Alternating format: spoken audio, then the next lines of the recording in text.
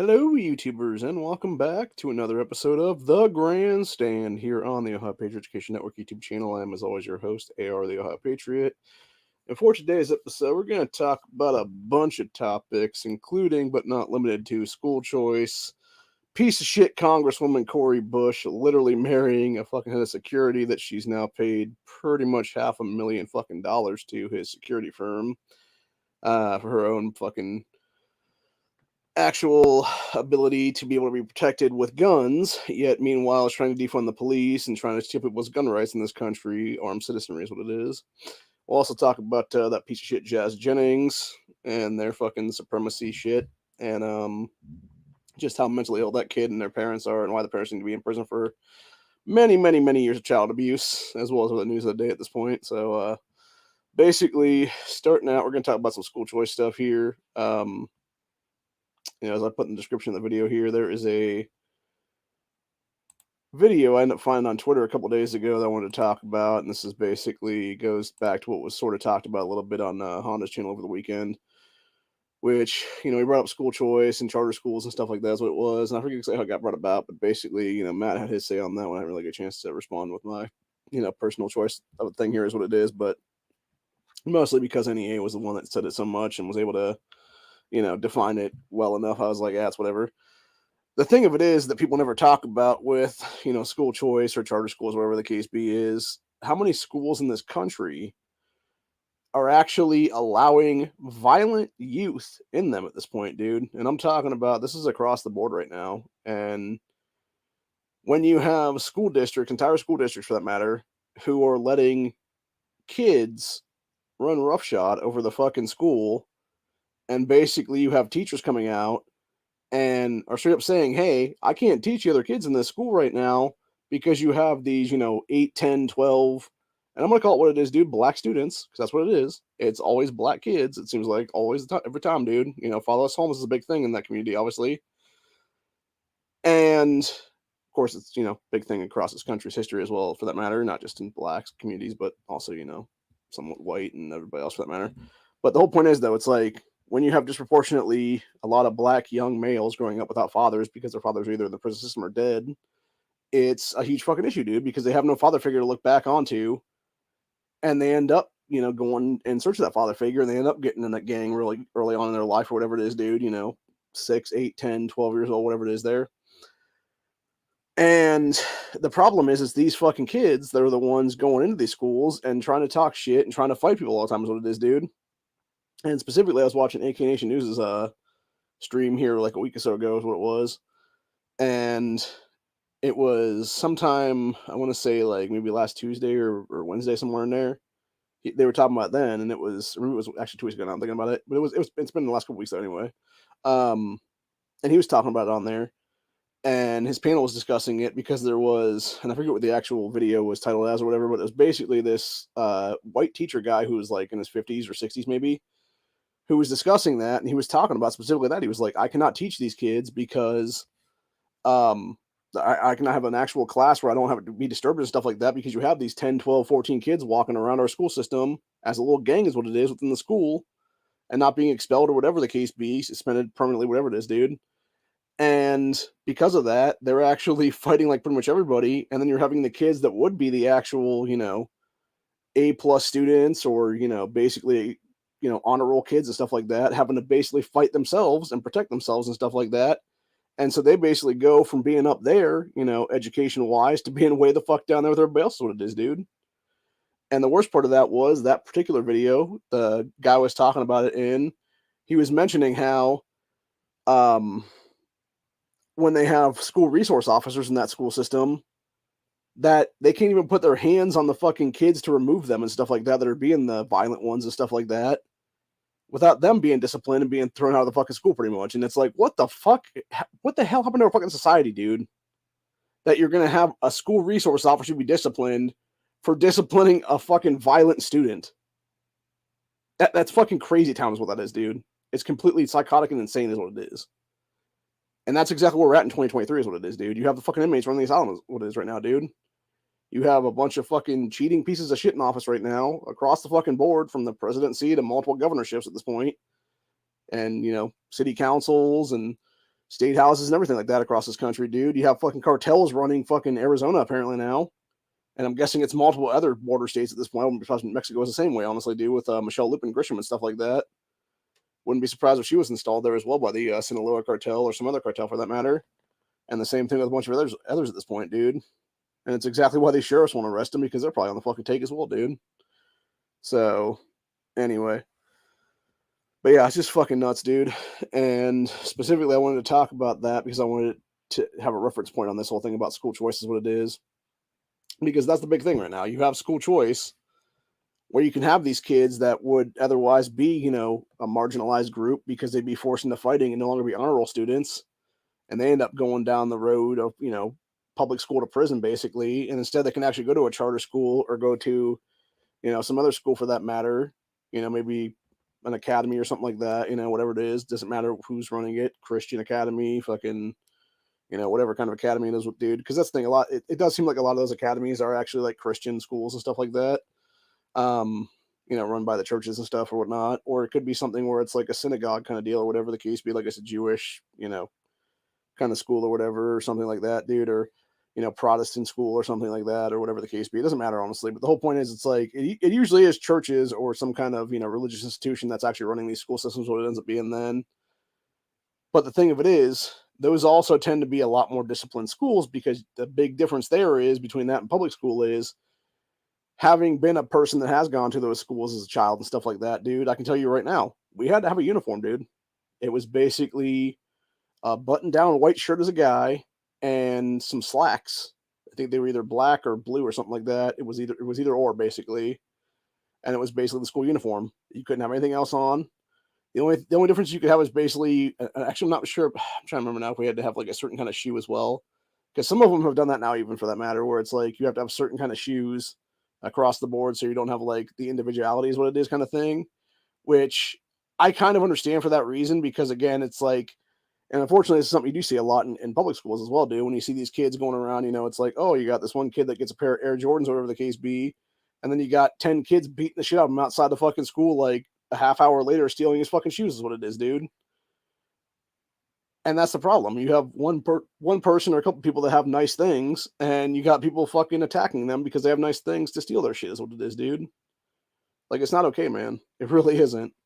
It's fucking ridiculous. It's materialistic garbage, and it's a bunch of crap is what it is, dude, honestly. But anyway. So moving on to talk about what had posted in the description of this video here, which is the Young Americans for Liberty here. I'm going to go ahead and play this video, which, by the way, is both for educational purposes and is also under fair use. So just to make sure on that one. But yeah, this was said Liberty Sean was part of the Vice debate about education, made a compilation of his best moments. Let's just start really broadly. What's the purpose of education? Critical thinking, learn how to live out your full potential so you can be independent, and everything else really flows from there. School choice gives people an exit ramp. You get to send your kid to a school that best fits what you think is best for their development. At the end of the day, it's kitchen table conversations about, we've worked hard to raise a family. We want to spend our money in a way that best fits our child, best fits our family. And when you don't have school choice, you do make those trade-offs. There are real consequences there. There is no reason that kids of a certain age, right, because it's different teaching to a 6-year-old and teaching to a 17-year-old or in college, shouldn't learn about the history of slavery, the history of redlining, you know, the history of Italians being lynched in this country, et cetera, looking at the facts and looking at some of the horrible things that have happened so we can learn from it. That is a totally different conversation than when you've got instances like in Cupertino, California, where you have 7- and 8-year-olds who are being sat down and said, okay, time to do a privilege exercise. That's what happened. Let's write out, you know, where you are on the power prism, because that can create situations where students have warped views of themselves, especially if they're young. And I don't think it's appropriate because of the emotional impact it can have on them. The number one policy thing that I come back to that we must do to improve K through 12 education is to put in school choice at a universal level. It's far too overdue. It will incentivize the public schools to fix a lot of the problems that they have. It'll put the power back into the parent to get their child an education that best meets their needs. And I do think that if we're going to build the best generation of young people, then we should start with teaching them tolerance, kindness, and active listening. critical theory should not replace critical thinking. Very well said. So the point is there, and again, I will actually reiterate something that even that dude sort of, I guess, beat around the bush of, which he was sort of talking about critical race theory is what it is. And that's the big thing right there. When you have those, like, tests and shit like that of, like, so-called power prisms and crap like that, dude, that's just pure indoctrination is what it is. That is communist indoctrination, fucking Marxist, rules for radicals, playbook, fucking horse shit. It's what that crap is, dude. It is literally anti-white racism beyond belief in this country. And I'm fucking sick and tired of it, dude. And I know for a fact others are too, for that matter. There's a lot of people in these school systems right now, dude, that have kids in the schools, whether they be, young kids or teenagers or whatever the case be, and they're just fucking sick of it, man. There is zero reason for these kids to be taught that kind of crap, dude.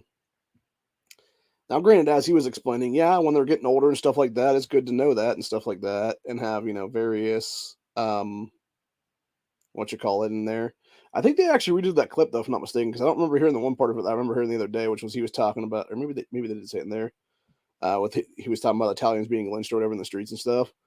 And that's the thing too. Like, that's another thing with my own family, honestly, dude. You had back in the day, and that's the thing. Nobody ever talks about this, by the way. Or at least people that don't give a shit about history never talk about it, is what it is, dude. Because whenever history is what it is. There was a time period in this country's history during segregation movements that there were literally signs up. Not only did they say no coloreds, they also said no Irish underneath them, dude.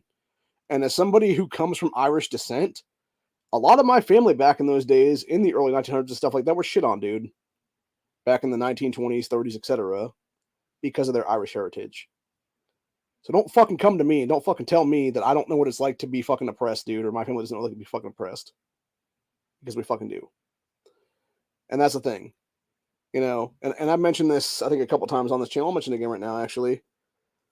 My Polish ancestors, they were not in this country until around the time of Vladimir Lenin, because they fled Poland back right before Lenin took over, about a year or so. And the reason that they fled was because, and I only found out about this a couple years ago, actually, they apparently were living on the Polish, then like Russian USS borders, or USSR border kind of thing is what it is there. So you basically had Russia's border here, and you had, Poland's border like right there and stuff like that. And they were like right on the fringe of it is what it was. And they had farms there, obviously, because that's what they were. They were farmers back in the day.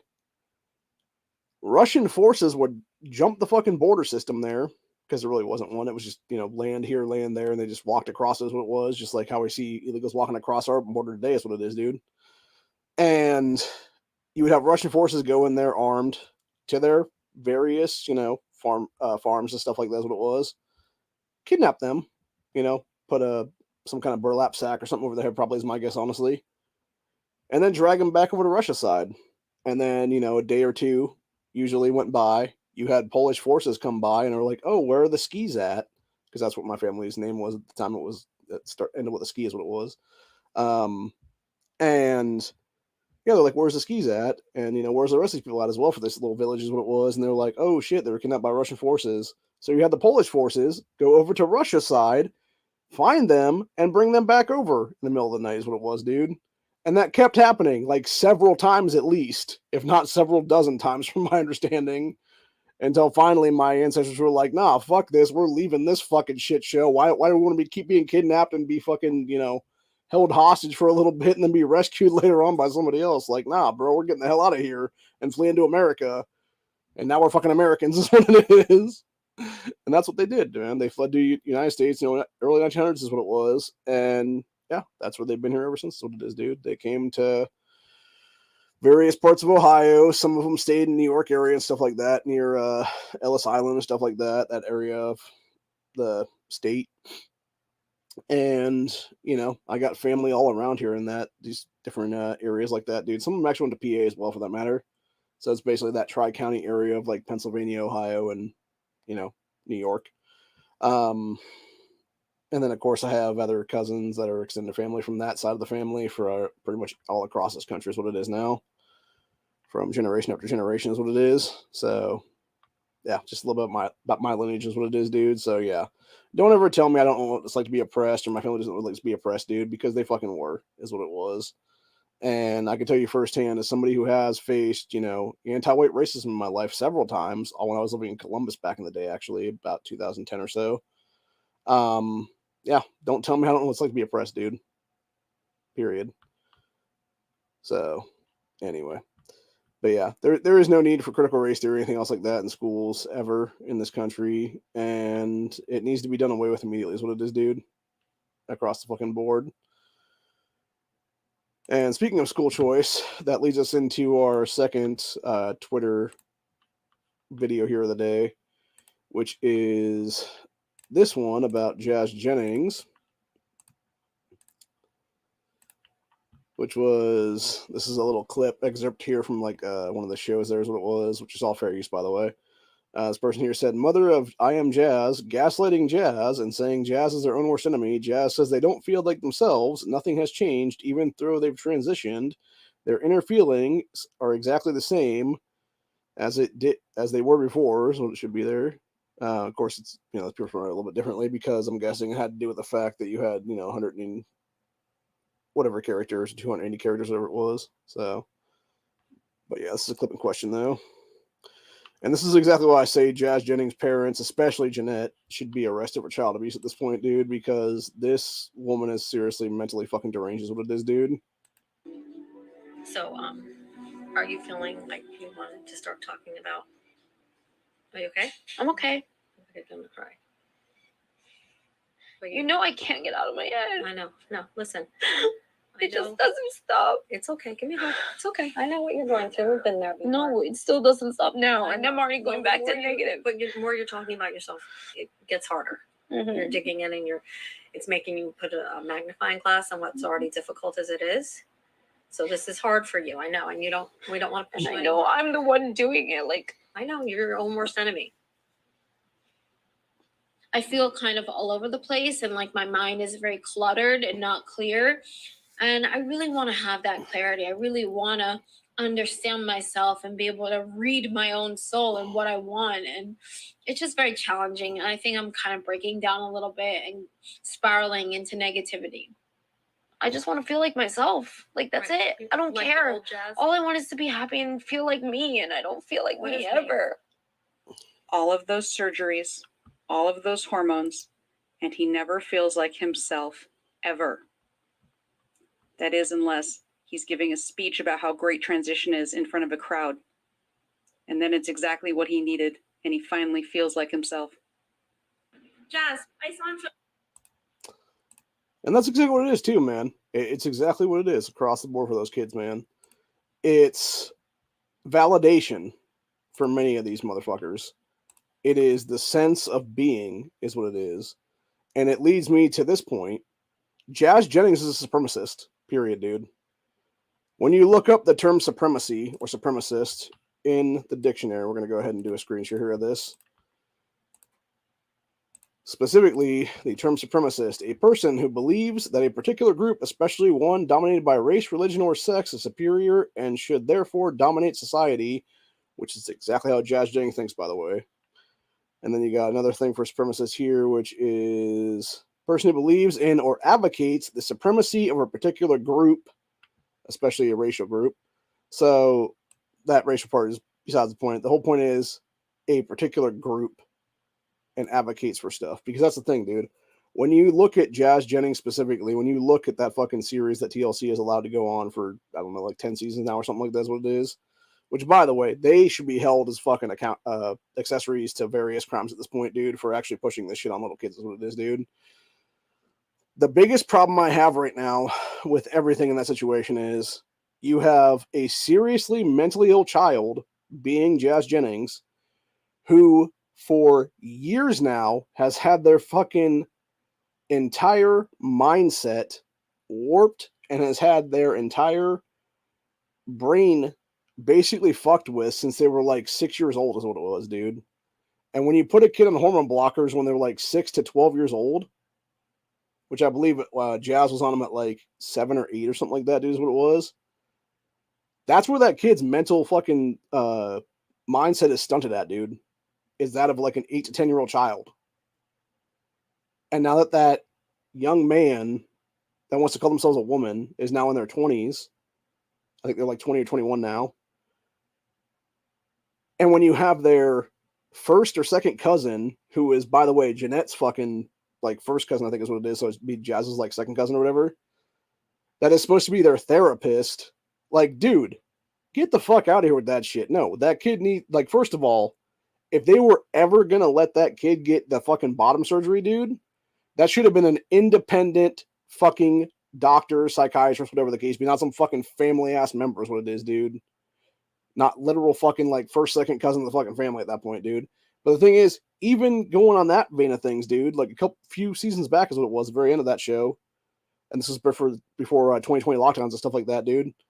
You had that cousin talk about Jazz, and they were like, yeah, this kid's seriously fucked up, dude, and they're basically eating their feelings is what it is. And then meanwhile, on the flip side of stuff, you had some other camera crew following Jazz that episode, and they're going to some fucking convenience store and buying like fucking 60 things to eat in a fucking car is what it is, dude. Like a bunch of donuts and everything else. It's all nothing but like empty calories and shit like that, dude. And you wonder why that kid went from like 90 something pounds to like 300 fucking pounds in the time span of like 6 months during the 2020 lockdowns, dude. It's not hard to figure out, honestly.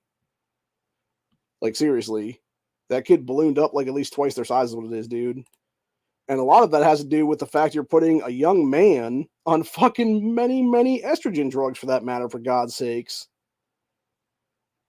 And then the worst thing is, then you have them sitting there trying to advocate for, oh, this is why you need to have these books in kids' schools, and this is why fucking kindergartners need to be reading the I Am Jazz book and shit like that. It's like, go fuck yourself and go fuck your fucking book, Jazz, seriously. Like, honestly, and I'm gonna say it like it is, dude, this is why this kind of book is banned in schools, period, dude. No fucking kid, no kindergartner, no preschooler, no fucking first grader, second grader, third grader, fourth grader, whatever the case be, dude, should be reading that kind of fucking garbage, dude, is what it is. Should be reading about how some young boy whose parents wanted a fucking payday, and that's the truth, by the way, is Jeanette and Greg wanted a fucking payday. So what do? Oh, look, Jacob is wearing a fucking dress today at 4 years old. Let's go ahead and transition them now, and then throw them in a bunch of fucking soccer leagues with actual females, and then wonder why people are getting pissed and are like, no, you're not going to be here because you're a fucking guy. And then we're going to sue the shit out of soccer leagues, which is what they did, by the way, multiple times and won lawsuits because fucking Florida shithole Democrats and fucking judge positions were able to be the fucking judges in these fucking shitty ass fucking judgments, what it is, dude. And so they gave these people millions of dollars in fucking various lawsuits, is what it is, dude. And that's what it is, dude. And by the way, that entire family, the last name is even Jennings, dude. It's their fucking pseudonym name is Jennings. Their actual biological name is something super long and really very, very Jewish, as far as I'm understanding, from other people that they've done the research and stuff like that, and like FOIA requests on them and stuff like that. So yeah, they're a bunch of liars all the way around, is what it is, dude. And the thing is, even Jeanette's ass, though, she fucking admitted in one of the episodes, or multiple episodes actually, that she has mental illness as well, for that matter, dude. So you have a woman whose mother, being Jazz's grandmother, is seriously fucked in the head. You have Jeanette, who's seriously fucked in the head and has like eating disorders and other issues and stuff like that in her own life. And then you got both of those fucking crazy bitches pushing that shit on the fucking grandson/son to transition into a girl, is what it is, dude. And then you got that kid walking around and doing all kinds of public speaking events where they're like, and this is why we need to be allowed to do our thing and why you need to be pushing back against the status quo and da-da-da-da-da. Like, shut the fuck up, child. You're seriously mentally ill. You need the fucking serious psychological help in a mental institution right now is what you need. And I mean that seriously. Like, honestly, and I've said it before on this channel, do I think Jazz is going to make it to be like 25 to 30, dude? No, I don't. I think they're going to kill themselves at some point in the future, dude. I think they're going to take their own life at some point, honestly. Because they're going to finally wake up one day and realize, like, oh shit, you know, what the fuck did my family do to me, basically?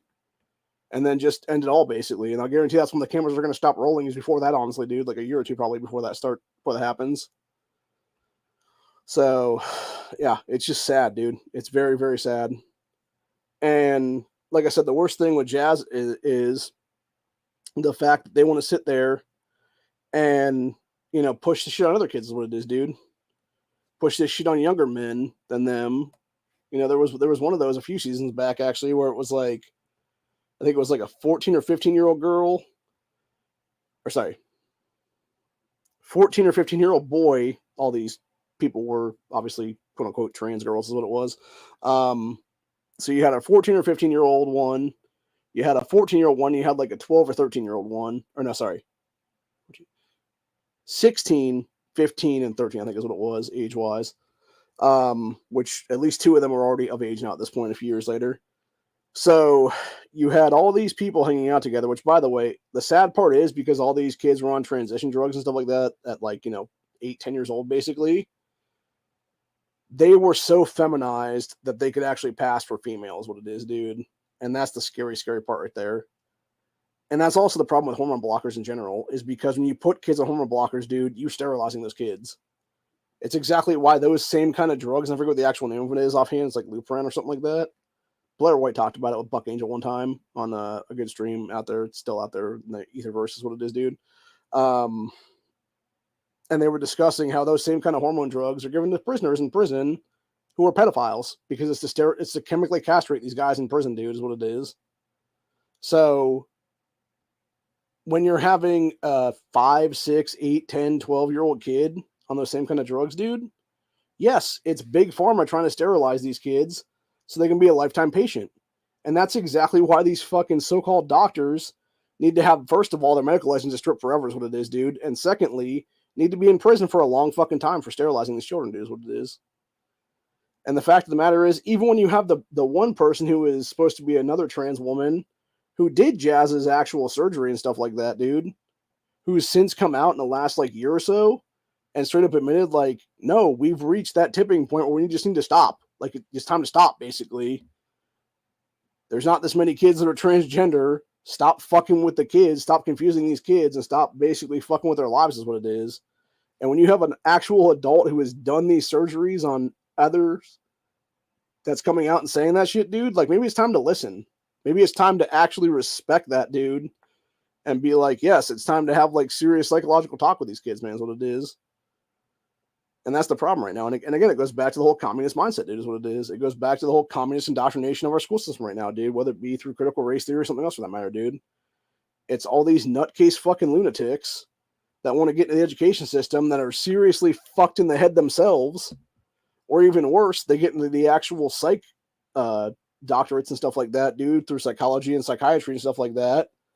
And the only reason they even go down those fields in colleges is because they're fucking mental themselves. And that's the reason that they want to be in those degree paths, is because they actually want to diagnose and do self-diagnosis of their own mental illness is what it is, dude. Which basically brings us to this next fucking story here from good old Libs of TikTok, which is, and I'm going to call this person what they are, Indoctrinator explains that she's out as queer at school and tells kids she can be their mom so that students confide in her. Oh, good fucking Lord, dude. Y'all need Jesus. Seriously, dude. I'm going to say it like it is now. Y'all need Jesus. Never trust the multicolored hair, rainbow-haired nut jobs, dude, for real. How amazing it is to be the queer representation I did not have, and so many people do not have when they were kids. I mean, I am a teacher. This kid either has a speech impediment or their first language is not English. I'm not sure which one it is. It might be both, actually. I am not a standard teacher. No. I mean, I've actually had quite a few kids tell me I look like a guy, which for me, that's actually kind of a compliment. I'm not sure how. I'm still feeling all of that. But being able to show these kids that being who they are, loving who they are, being part of who they are, showing everyone who they are is the best thing that they could do for themselves. I mean, I tell these kids to call me mom at school because I say that I am the school mom. I want them to be able to trust me, to come to me, be able to feel like I'm not just someone who's going to give them good or bad grades, but someone they can actually talk to, someone they can words can confide to, and it's the greatest thing I could have ever asked to do in my life. Can I say how amazing it is? All right, that was the end of that one. Oh my god, dude. Just nutcase lunacy all the way around is what it is on that, dude. And that's the problem right there. That's your average teacher in this country, or in any country for that matter, dude. It's a bunch of nutcase liberals is what it is, dude. And then you wonder why these schools are so fucked. And you wonder why we need school choice so badly. It's like, yeah, you need to get away from those fucking psychotic lunatics is what it is, dude. And then you got, meanwhile, this is why I've said for some time now as well, why the mainstream media needs to be held to account and why anything that they're doing that is obviously misleading or anything else like that, dude, needs to automatically strip them, or at least the writer of whatever their paper is or news site is, whatever it is, dude, of any kind of freedom of protection, any kind of freedom of the press protections, and be able to be held lawsuitable immediately on the spot. Because when you are misrepresenting things with bullshit headlines, yeah, your ass needs to no longer have freedom of the press protections, is what it is here. Which was this Nate Domingo guy said, Tennessee is set to become the first U.S. state to ban drag, which is absolutely misleading and completely falsified information on that one, dude. And the reality is, sorry, fucking, hang on, let me stop screen sharing for a minute because my thing just went all wonky as hell. Pull this back down so I can read it properly myself. Yeah, as this Riley girl points out here, the real truth is, said this ridiculous headlines like this are the real misinformation propaganda that misleads Americans, further dividing us as a nation. There is not a total ban on drag. I was in the Tennessee state capitol when the bill passed last week, which is Tennessee's SB 3/HB 9, and it relates to, quote, adult cabaret performances. The law would make it a misdemeanor first-time offense and a felony second-time offense to hold a drag show on public property or any location where the performance could be viewed by minors. It's about protecting children from sexualization and exploitation. Yes, it is. And I can tell you that firsthand, dude, because I looked into it actually, and that's what it basically said. It said the actual definition of what HB 9/SB 3 is it's basically banning drag shows for minors, period. That's how it should be actually classified across the board by any mainstream media outlet, etc. And the ones that aren't doing that need to be held fucking criminally accountable for that shit, dude, because they are purposefully misleading and giving false information about actual news to people that maybe later on they're going to be like straight up in the article, 2-3 paragraphs down, whatever it is. It's like, oh yeah, it would actually just do it for minors only or whatever the case be. But of course, people don't read the fucking articles, dude. 99% of the fucking people in America right now, dude, are headline news people only. Maybe not quite 99%, but it's very high up there, like 80, 90 something percent is what it is, dude. Especially with my generation and stuff like that, or younger and stuff, dude. Yeah, it's like 100% of the fucking people read that shit like that, dude. Now, granted, I go into fucking effect of that shit because I'm sick and tired of it, dude, and I actually want to read the actual stories, what it is. But yeah, when you're sitting there making falsified claims of, oh, it's going to ban all drag, it's like, no, it's not, you dickheads. It's going to ban all drag for minors under the age of 18, you fucking scumbag, Nick. And that's the entire point. I swear to God, dude, that Nick DiCamillo guy reminds me of David DeWitt's bitch ass here in Ohio. Because, by the way, for those who don't know, David DeWitt is some fucking fuckstick here in Ohio, some fuck knuckle piece of shit who wants to sit there and act like he's a journalist when in reality he's a fucking leftist activist piece of crap like that motherfucker that does news to share crap. Fed boy Fisher is what it is, dude. Good old Fed Fisher, aka Ford Fisher. So, yeah, and that's the problem right there, dude. When you're doing headline news like that and you're straight up lying to the people about it, dude, you're just lying is what it is. And which leads us to the other part of that story, actually, which is Blair White actually responded to this whole thing about it with the drag stuff. And as Blair said here to that Riley girl, she said, Democrats rely on keeping their voters in a state of panic. Keeping drag shows in 18-plus venues is a, quote, ban on drag. Banning sex changes for children is, quote, banning healthcare for all trans people. It's really transparent, but most people, especially emotional people, only read headlines. Exactly. Thank you, Blair. Perfectly said, perfectly stated right there, dude. And that's truth in the matter at the end of the day, dude. It's headline news is what it is, dude, for most people. They don't give a shit what the actual story says. Or it's something where you'll have like man on the street kind of thing, and they'll be like, hey, what's going on here kind of thing or whatever. And it'll be some random person like a Steven Crowder type or something like that going out there to some, college or whatever. and doing like a various like change my mind segment or some stuff like that. And they're like, oh, you want to talk about this topic or whatever the case be. And it's like something about guns or something about, free speech or, some kind of rights, abortion or whatever the case be. And then these people will sit there and pull up their phones and they'll sit there and read the fucking headline. And then Steven Crowder's like, okay, let's go further into the actual article. And then like explains to him like, yeah, this is what they're really talking about, dude. You're just reading the headline though, because you're a headline news person, what it is. And that's the problem right now, dude. It's people who have been so dumbed down in our society to a point where you have the human brain for most people in this country be the span of a goldfish. Or lower for that matter, dude. Where it's like 5, 10, 15 seconds or something like that, dude. That they'll go by and they'll be like, oh, okay, next topic kind of thing, whatever the case be. And it's just them being bored because their minds are not actually being challenged properly. And they have, and I'm going to call it what is it, social media effect is what it is, really, honestly, dude. It's them getting so ingrained into their phone and technology, et cetera, that it is fuck with their heads. It's warped their brains, dude, is what it is. And especially for children now, dude. Now, granted, do I want the government telling me when my child or my niece or nephew or whatever the case be is going to be allowed to go on the internet? Fuck no, dude. Why would I ever give up the power to an authoritarian state like that? Fuck those people. And the point is, nobody should give up that kind of power.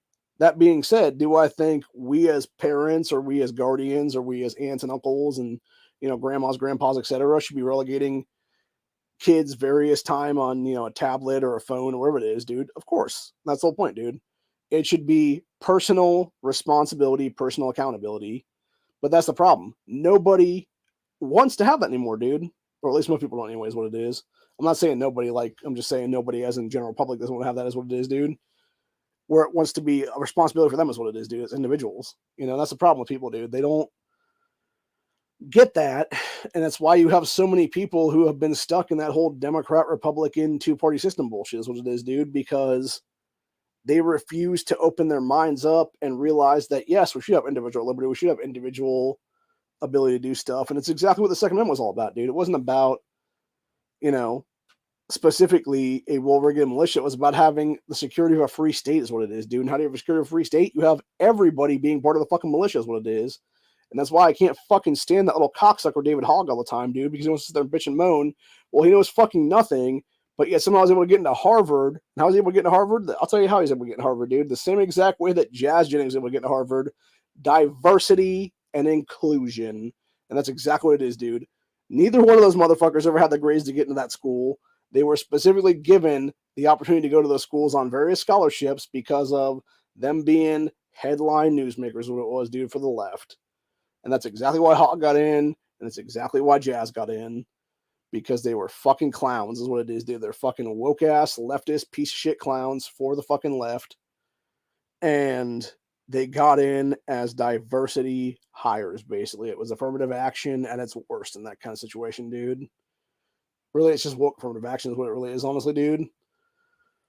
Meanwhile, you got kids out there that actually did do their fucking schooling, got, straight A's, made honor roll, perfect SAT scores and stuff like that. They got fucking kicked to the side is what it is for people like Jazz or Hogg, or whatever the case be, dude. And then, of course, you got dipshit Hogg talking about his college professors, and it's like, yeah, what you're really talking about, you asswipe, is these bias-ass motherfucking leftists that will sit there and reiterate your bullshit and spew it back at you to be like, oh, yes, I totally confirm your confirmation bias, otherwise I'm going to get fired if I don't, is what it is. Because they don't have tenure is what it is, which, by the way, I'm going to say it like it is, dude. Tenure is one of the most bullshit things in a college ever, dude, because that's the real problem. You have these professors out there that wait to get tenure after, 8, 10, 12 years, whatever it is, on the job and stuff, dude. And as soon as they get it, that's when they'll go like full communist, spewing communist bullshit, because they can't be fired is what it is, dude, which I'm sorry. The second you reach tenure status, that should be the immediate ones that will be reviewed and possibly fired on the spot, dude, is what it is. Because you've been there for so long and you've had the ability to indoctrinate and shit like that, dude, is what ends up being. But the problem is now it's like everybody across the board doing that kind of shit, dude. So, anyway. And then going back to the whole follow us homes thing, everything else like that I was talking about a little bit into this episode. We got this particular story we're going to talk about right now, which is Mass shooting no one heard about. A 35-year-old and a 15-year-old were arrested for shooting 9 children at a Georgia gas station 10 days ago. Why haven't you heard about this mass shooting? Gee, I wonder. Maybe because the black guy pictured as the 35-year-old in the situation, which, by the way, that guy looks a hell of a lot older than that. It looks like about 45, 50, honestly, at this point, dude. Just the Captain Crazy Eyes he's got rolling on there, dude. But yeah, that's exactly what it is, dude. And I actually did hear about the story, actually. The only reason I heard about the story was because of AK Nation News, by the way. If it wasn't for him, I wouldn't have heard about the shit, dude, because he's the one that covers that kind of stuff all the time. You know, he calls it out for what it is, dude. Same thing with that black Gen Z mindset guy. They call out these fucking super gremlins on Demon Time and stuff like that, dude, is what it is. And it's the truth, man. I mean, hell, you know, I remember that guy that one happened in Florida here a few days ago is what it was. Of the black guy going back and killing some reporter and a little kid and her mother is what it was, dude. And I saw the first picture of that, dude, and I'm like, holy shit, I totally finally understand Black Gen Z Mindset's whole, you know, super gremlins on Demon Time thing is what it is, dude, because it's fucking totally makes sense now. And that's the truth of the matter. Like, that particular one, that guy looked like a fucking demon in a human meat suit is what it was, dude. Like, he made a soul to fucking Satan at a crossroads or something like that, dude, is what it was. So, anyway. I also want to talk about this one. It was a back and forth conversation between myself. Well, technically, it was a one-sided conversation between myself and Nina Turner. It was me replying back to her crazy ass, because that's the thing, dude. Like, the one thing I dislike about Nina Turner so much, dude, is like, she's finally starting to get some of it with East Palestine and stuff like that, dude. But like, as soon as you think she's starting to make like a little bit of progress to actually be like legit and cool and, you know, we could actually work together kind of thing, like, she immediately goes like full left turn back to communist bullshit. That's what it is, dude. Or back to the democracy crap when we're a constitutional republic kind of thing is what it is, dude, you know, for real. But yeah, this is basically the back and forth between her and myself then. So sometime yesterday, she put up a thing that said, I believe in democracy, meaning I believe in competitive primaries and getting big money out of politics. I believe in human rights, meaning I will advocate for your right to clean air, clean food, which, by the way, she's never done that. She might have done it with clean air recently with East Palestine and clean water for that matter too, but she's never done it with clean food, because if she did, she'd be calling out GMOs and Monsanto and stuff like that as well for that matter, dude. And then she also said healthcare, shelter, and education, regardless of who you vote for. And my response was, I believe in a constitutional republic, something the United States has been since 1776, and why every elected official, including yourself, swore an oath to uphold. And many, including yourself, Nina, have broken over the decades.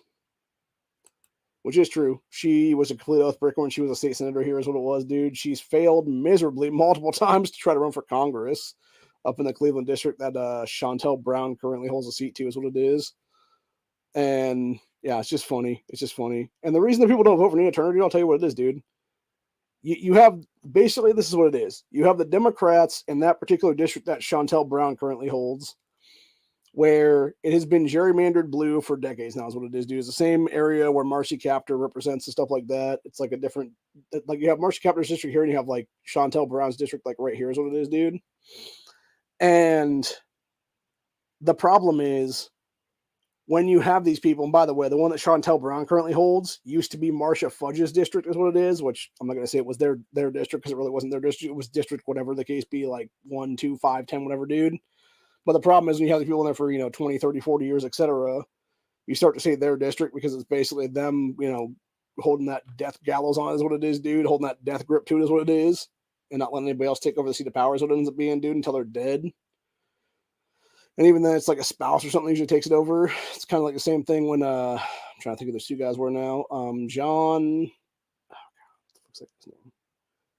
John Lewis, when he kicked the bucket, he was one of those kind of guys that held it till death. And the same thing with the other guy who knew he was dying and didn't go up to see is what it was, dude. But yeah, so basically what happened was, it was back in like 2020, I believe is what it was. You had that election cycle. I know, sorry. I think it was 2019 actually. Or no, was it 2020? I'm trying to remember now. I want to say Marcia Fudge was elected in 2020, like in the 2020 election cycle or whatever the case be. And then it was basically a month or two later after Biden, you know, she was in office there. He basically picked her for like Health and Human Services Secretary or something like that. So Fudge ended up leaving that district is what it was. And then, you know, having to have a special primary, I think it was in May of that year then. So it was like, you May of 2020 or something is when Chantel Brown went up against Nina Turner is what it was.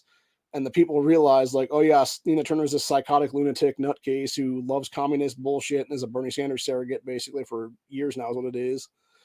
And that's why they're like, fuck you, Nina. And that's why Nina Turner only got, like, I think it was like a third of the vote or something like that. And Chantel won like 60-something% of the vote is what it was there. And then I want to say Nina ran again here in 2022 midterms and lost again by even bigger margins. It was like, I think closer to like a 75% vote for Chantel Brown as the incumbent, dude. And I'm just like, damn, bro, like, oh, that's gotta sting. That's gotta hurt real bad right there. But yeah, then you had Nina Turner going on CNN the other day talking about clean air and stuff like that. And I'm kind of wondering, honestly, if it's something like this, really. So we already know that Nina Turner's a perennial candidate at this point after she basically was in our state senate for like I think a term or two is what it was, and then she ended up losing like multiple congressional races and stuff like that. I'm wondering if she's doing this right now, and I'm just going to throw this out there as a possibility. I'm seriously wondering if she's talking about East Palestine as much as she is right now, not because she actually cares about Ohio or anything like that, dude, but because she wants that brass ring of power again, and she knows she has a good chance of primarying out Sherrod Brown for the U.S. Senate seat is what it is, dude. And if that be the case, that would be an interesting thing to see right now. That's why I'm kind of waiting right now, because it's only February 2023 right now, dude. She still has time to toss her hat in the ring or whatever the case be for like a Democrat primary or something like that, dude. Or at least like a Democrat challenge or whatever it be to Sherrod Brown then before the primaries is what it ends up being here, dude. So I could easily see Nina throw it, like getting the signatures together and like throwing her hat in the ring and being like, yeah, I'm going to challenge Sherrod Brown to this in the primaries or something like that. Meanwhile, for those that pay attention to the network on Twitter in the past few days, I'm actively calling out Bernie Moreno right now to please, for God's sakes, run the Republican primary, dude, because Ohio does not need scumbag, anti-gun piece of shit Matt Dolan in office ever again is what it is, dude. We all know Matt Dolan's fucking rhino cunt ass is trying to run for U.S. Senate right now. He's already admitted it. He's already thrown his paperwork in the ring or whatever it is there, dude. And the last thing Ohio needs is a rhino sack of shit like Matt Dolan, who literally waited until like 3 weeks before our 2022 election cycle, or I should say it was right after the election cycle of 2022. And it was legitimately in that 3 week span or so between the election and the end of the General Assembly to where he was trying to push gun control in a fucking financial subcommittee that he chaired is what it was, dude. And that alone should have seen him removed from office over that, dude. I'm sorry, but the fact that you had other people, Teresa Gavarone, I'm calling you out on that one. I'm calling out all the leadership there, Kirk Shearing, Matt Hoffman, etc., dude. The fact that you fucking people did not remove Matt Dolan from the Ohio Senate at that point in time, dude. Did not do a fucking vote on his ass, Larry Householder style, or remove him from the fucking from the Ohio Senate then, is why you should all be held to account, dude, at this point, and why you should all be tossed out on the spot right now. Because that's the thing, dude. I've been looking into our politics and on those guys as well, dude. And especially Shearing's ass, dude. That's why I was trying to primary myself last year and never got a chance to get off the ground is what it was, dude.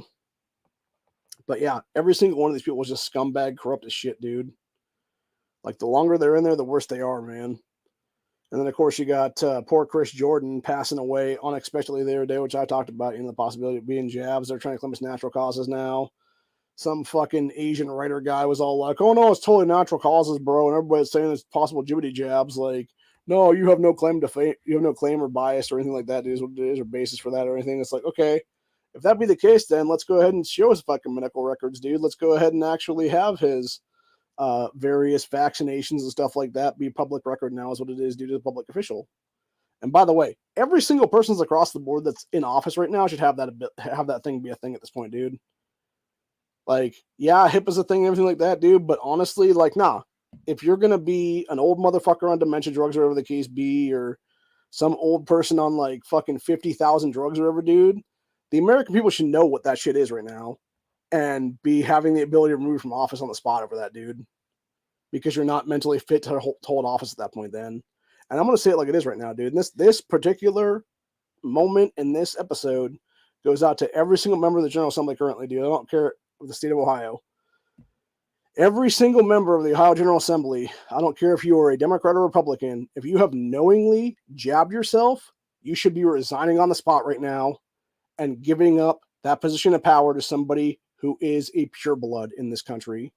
because you are not mentally fit to ever hold office in this state ever again, and you are not mentally fit to ever hold office in this country ever again. You are a ticking time bomb, potentially just like Chris Jordan was, and you probably will pass away at some point in the near future is what it is from that shit. So, yeah, now is the time to admit you took the stuff and get the fuck out of office is what it is, dude. And I'll say that across the board, not only in the state of Ohio, but every single state across the board for that matter, dude. Whether it be Oklahoma, Oregon, Tennessee, Washington State, New York, Delaware, New Jersey, California, Texas, Montana, Nevada, etc., dude. Every single person, every single state house right now, if you've knowingly jabbed yourself, get the fuck out of office, dude. And we hold special elections to replace you is what it is, dude. Because you are not mentally capable anymore at this point. We already know that shit's rewinding people's brains now, dude. So, anyway. Yeah, it's a bunch of shit all the way around, dude. Alright, let's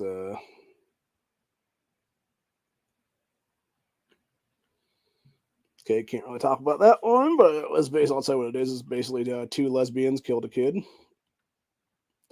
Same way that happened with the two gay guys recently that were molesting their sons. There's what it is, dude.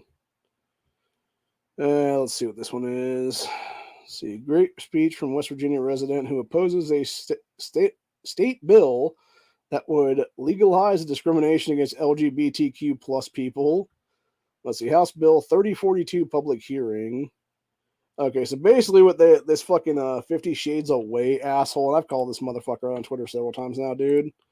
What this fucking piece of crap is talking about is the same thing that Tennessee just did, which was the whole banning of trans shit of minors is what it is, dude, if I'm not mistaken. Well, let's go ahead and actually confirm exactly what I'm talking about here with HB 3042, because I'm going to go to legiscan.com on this one, and we will see exactly what 3042 actually is here. So they say West Virginia, let's see, HB 3042. So go ahead and I'm going to stop screen sharing that for a second. And we will screen share the legiscan.com portion of this. House Bill 3042, West Virginia. The purpose of this bill is to forbid excessive government limitations or purpose is to forbid excessive government limitations or exercise of religion and creates the Equal Protection of Religion Act. So, yeah. It's basically about religious freedom is what it is, dude. I'm pretty sure that's the right one, right? Yeah, West Virginia. Okay. So it was West Virginia. Make sure it was 3042 here. Yep, 3042 here. I was a Christian. Okay. This is what this dumb bitch has to say in the background to this My bill, name is by the Molly way. Kennedy, and I oppose this bill. I was a Christian. I left the church because of the hypocrisy and homophobia and bigotry I experienced. And yet I'm somehow still under the thumb of Christian theology as you quote scripture on the floor of the people's house, justify your harmful votes with talk. Yeah, you dumb fucking cunt, because America was literally based on Christian tradition and values, you dumb whore. And that's the entire fucking point, lady. Like, that's what I'm so sick and tired of, dude, that nobody realizes. Like, all of our founding fathers were literally Christians, dude. Legitimately. Across the board. And the ones that weren't were, I think, like the anti-federalist people or whatever then. And the entire point of the matter is, you had America's values be based in Christianity. The entire Constitution itself is based on Christian principles and stuff like that, dude. The whole thing of freedom of religion is to be the fact that we were a Christian nation at one point, dude. Now, granted, of course, since then, we've become, this whole supposed melting pot is what it is, though. Which, by the way, that was interesting. If you look at the whole melting pot scenario of this country as well, it's kind of an interesting one as well, for that matter, because you actually look into it was about JFK's administration. You had the whole, give me you're tired, you're sick, you're huddled masses, all shit like that, and the Statue of Liberty and stuff like that, dude. It wasn't until Kennedy's administration that it actually became a thing there, is what it was. And it was around the, late 50s, early 60s when JFK was in office there that it really became a thing of like the whole like mainstream media Operation Mockingbird kind of deal there, where they're like, oh yeah, America's this melting pot, melting pot, melting pot, melting pot, melting pot, even though we technically weren't at that point. And it wasn't until the 65 Hart-Celler Act, which allowed for mass illegal immigration in this country and basically just mass, shift of, complete groups of people is what it was, dude, that you've had this kind of demographical shift between, Latinos in America and everybody else for that matter is what it is, dude. And that's the truth of the matter. And that's the thing, dude. Both Hart and Celler, the guys that were behind the actual Hart-Celler Act, aka the 65 Immigration Act, they never admitted that, dude. They were like, oh, this is never going to change America demographically or anything like that. Of course it had, like within a decade of that being passed. And that was the thing, though. That's why they wanted to talk about the melting pot, what it was so much before that time period, because they wanted that to basically be the thing is what it is, dude.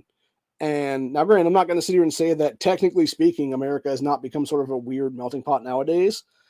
The problem is there's a lot of groups, specifically Islam, that will never melt, dude, is what it is. They will never melt because they will continue pushing Islamic crap on everybody, is what it is, dude. It's why when you look into every single country that Islam has become a part of, dude, when they are a minority in that country, they'll sit there and bitch and moan and advocate and everything else like that, and like violently fucking, basically terrorize the rest of society is what it is, dude. By being like, no, you have to accept us, et cetera, dude.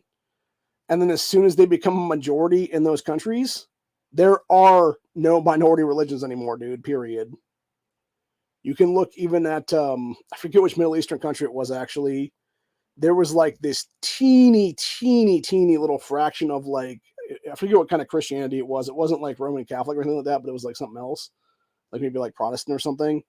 And, but yeah, it was basically, you had these like, this like little teeny fraction of Christianity in some like Middle Eastern nations, what it was, dude.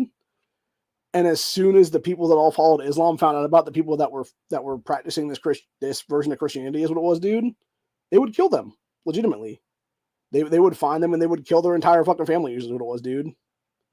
And that's what I'm saying. Like, this is why you can never have a true melting pot in this country as long as Islam, which by the way, our founding fathers legitimately banned from this country in the original version of the Constitution. It's exactly why, specifically, founding father Thomas Jefferson had a copy of the Quran because he was fucking enemies wars, what it was, dude. Until we actually legitimately say no, Islam is legitimately banned under our Constitution of our country and kick them the fuck out of this nation, we can never have a melting pot in this country ever again, dude. We can never have a true melting pot when people aren't going to melt is what it is, dude. It would be awesome if everybody melted and we could have that, cool fucking, multicultural stew and stuff like that, dude, but it's not going to happen. As long as Islam is allowed to be here is what it is. And of course, now you have all these fucking Islamic terrorists and stuff like that, dude, taking over multiple state houses is what it is, dude. Becoming the first this or the first that or whatever the case be. And then what do they do immediately? Just like that fucking piece of shit cunt Abduli, who is a literal Somali terrorist in this country, who has no legal right to be in our state house right now here in Ohio. First bill that she introduced, recognized National Hajib Day in Ohio. Get the fuck out of my state and my country, you fucking Islamic terrorist cunt. And I mean that seriously, Abduli. Fuck you, cunt. The fact that the entire Ohio General Assembly has not thrown her on her fucking ass right now, dude, specifically the State House, when her bitch ass came out of the fucking woodwork here about a month or so ago, when they all took office, and she was like, oh, all the white people here want to make it a white Christian prayer for our fucking prayer of the day. Yeah, because we are a white Christian nation, you fucking racist cunt. And that's the entire point. When you have many people in our state house right now, the majority of them being white, and pretty much everybody across the board until your ass got there, being perfectly fine with a Christian prayer being done, maybe you should just shut the fuck up, lady, and sit the fuck down. Or maybe take your happy ass back to your home nation, your nation of origin, in Somalia. So sick and tired of this shit, man. I really am. But yeah, I can't fucking stand these fucking people, dude. I want to sit there and shit on Christianity or anything else like that, dude. I don't care if it's Christianity, Judaism, or whatever the case be, dude. Because it's always Islam shit on everything like that, dude. And that's why I'm going to call it the fuck out when I see it, dude. For real. But yeah, going back to that Twitter video, that stupid cunt then bitching and moaning about Christianity here. I experienced. And yet I'm somehow still under the thumb of Christian theology as you quote scripture on the floor of the people's house. Not the people's house, Justify your dumb bitch. harmful votes with talk of being right with Jesus. Call those who disagree with your biblical positions immoral. And many times assert that West Virginia is a Christian state. Because it is. All while feigning victimhood and asserting the asinine notion that you, as Christians, do not have the freedom to practice your faith. Because we're always As being someone who attacked. converted to Judaism, what about my faith? You pretend to care about protecting religious freedom, but you've already let the cat out of the bag. You don't want people like me to have the freedom to exercise my beliefs. You prove that by carving out my right to abortion, something supported. Okay. I want to stop that right fucking there. You have no fucking right to abortion, you fucking demon cunt. You have no right to kill a fucking kid in the womb, bitch. So don't even fucking come here with that kind of bullshit, lady. Fuck you. I'm fucking smack the fucking shit out of these fucking people, dude. That's the problem in our country right now, honestly, is that everybody doesn't have the right to smack the fuck out of these fucking people, dude. There should be a one smack rule for every American, that as soon as some dumb motherfucker says some dumb motherfucking shit like that, dude, just fucking whoosh, fucking power slap the shit out of them is what it is, dude. Just one time. Because most of the time, it's all it would take, man. It would take one knock. It would take one smack to fucking wake these motherfuckers up, dude. No, you have no right to kill a kid in the womb, lady. Fuck you. You have no abortion rights in this country. You have no physical right to end human life, which is what abortion is, by the way. Yeah, we're sick and tired of your shit, woman. And of course, I'm not surprised in the least that anti-life, anti-gun piece of shit fucking 50 Shades person is the one that promoting that crap right there, dude. So, anyway, we're going to continue on, though. Got about 50 seconds left of this. By Jewish law. You don't care to disavow the Wait, carving what out the my fuck? right to abortion, something supported by Jewish law. How the fuck is abortion supported by Jewish? There's no such thing as Jewish law. What the fuck? What the fuck? What? What? Please explain to me where the fuck Jewish law came from. Are you talking about that it's actually in the scriptures of Judaism? Is that what you're talking about there? I'm trying to think what their actual... shit, I can't remember. I'm literally trying to think what their actual version of the Bible is called. Is what it is, dude. Menorah. No, menorah is the fucking light thing, right? Yeah. Okay. Gotta look it up now. Just look up Jewish Bible and see what pops up. Because I physically can't remember what the hell it's called offhand. Torah. That's what it is. Yeah. Okay. So are you talking about there's actual physical stuff in the Torah and stuff like that? Because if that be the case, then okay, whatever. Again, that doesn't mean that you have a legal right to end human life, because that's murder, and that's something we put people in prison for, if not execute them for, is killing people. Like, pretty sure every single actual religion being practiced, I don't care if it's Christianity, Judaism, Buddhism, whatever the case be, dude, pretty sure all of them have something in them that talks about human life, dude, is what it is. And if not, then specifically the U.S. Constitution, which is what our country is founded upon, specifically talks about life, liberty, property in the beginning of it, dude. You can't have liberty or property without life. And that's why her entire argument's invalid at that point, dude. And that's why I can't fucking stand these hoes thinking they have a leg to stand on like that, dude, when they just want to go out there and whore is what it is, dude. And that's the truth of the matter for that matter, dude. It's just, honestly, I'm going to say it like it is right now, dude. You have so many of these fucking females in our country, whether it be people my age, whether it be people younger than me, older than me, whatever the case be. It's these fucking females, and in a lot of cases, it's also these fucking males for the matter, dude, who have been told since the 90s, okay, it's perfectly fine to go out there and whore yourself, basically, and fuck around with as many people as possible, is what it is, dude. Like, forget traditional marriage, forget traditional values or anything like that, dude. It's like, no. Go out there and ride the fucking cock carousel, or go out there and pound as much pussy as possible, whatever the case be, dude. Nah, bro. Like, I don't care which way it is. You're a fucking whore. Legitimately, dude. You're fucking around with X amount of people, dude, spreading STDs and shit like that. No, you're a fucking whore, legitimately, dude. Male or female, for that matter. You know, that's the thing. When you, seriously, medical deal.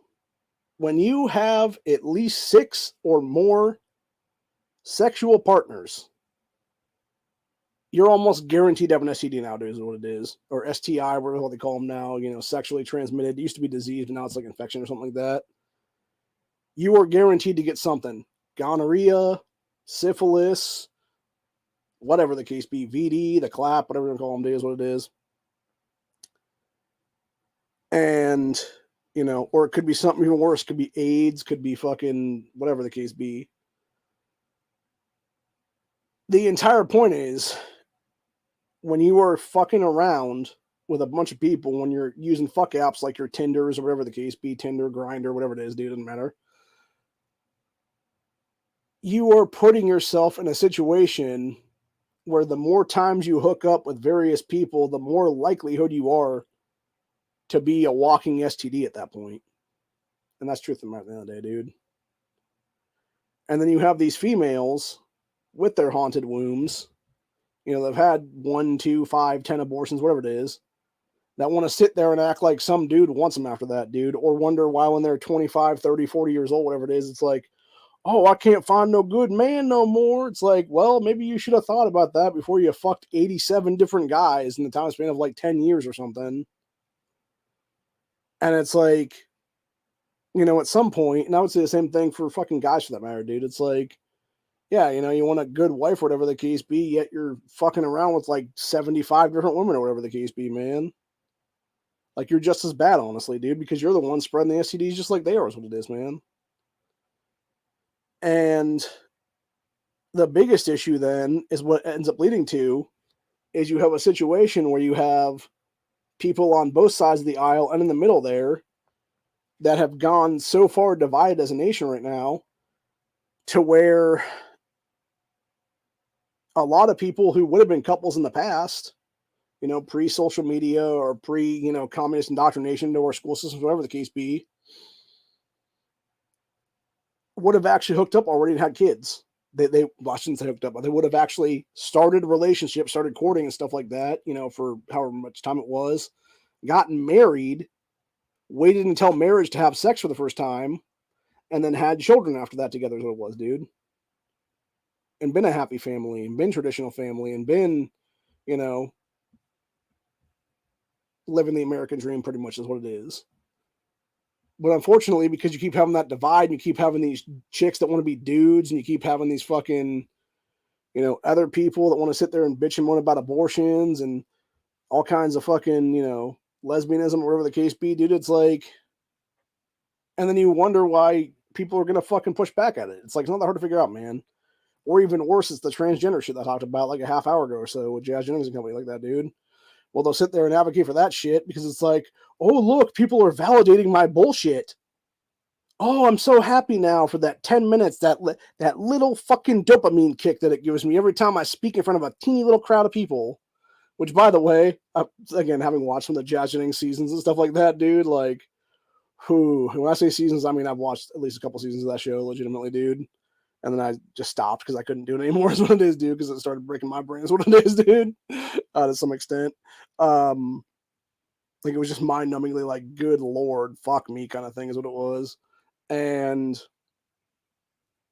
the whole point of it was, though, you had them doing like various stuff for like trans people or whatever, dude, and it was like legitimately like 15 to 20 people in a fucking parking lot. It was like their crowd, dude. And they're like, oh yeah, see, look at all these people we got to come out here today to do this stuff or whatever the case be. And it's like, dude, I could set up a stand offering like $1 hot dogs or $1 sausage links or something like that, and I get more people to show up for it than that, dude. Like, seriously. I could get more people in a fucking food line than they had at that fucking little parking lot fucking get-together is what it was, dude.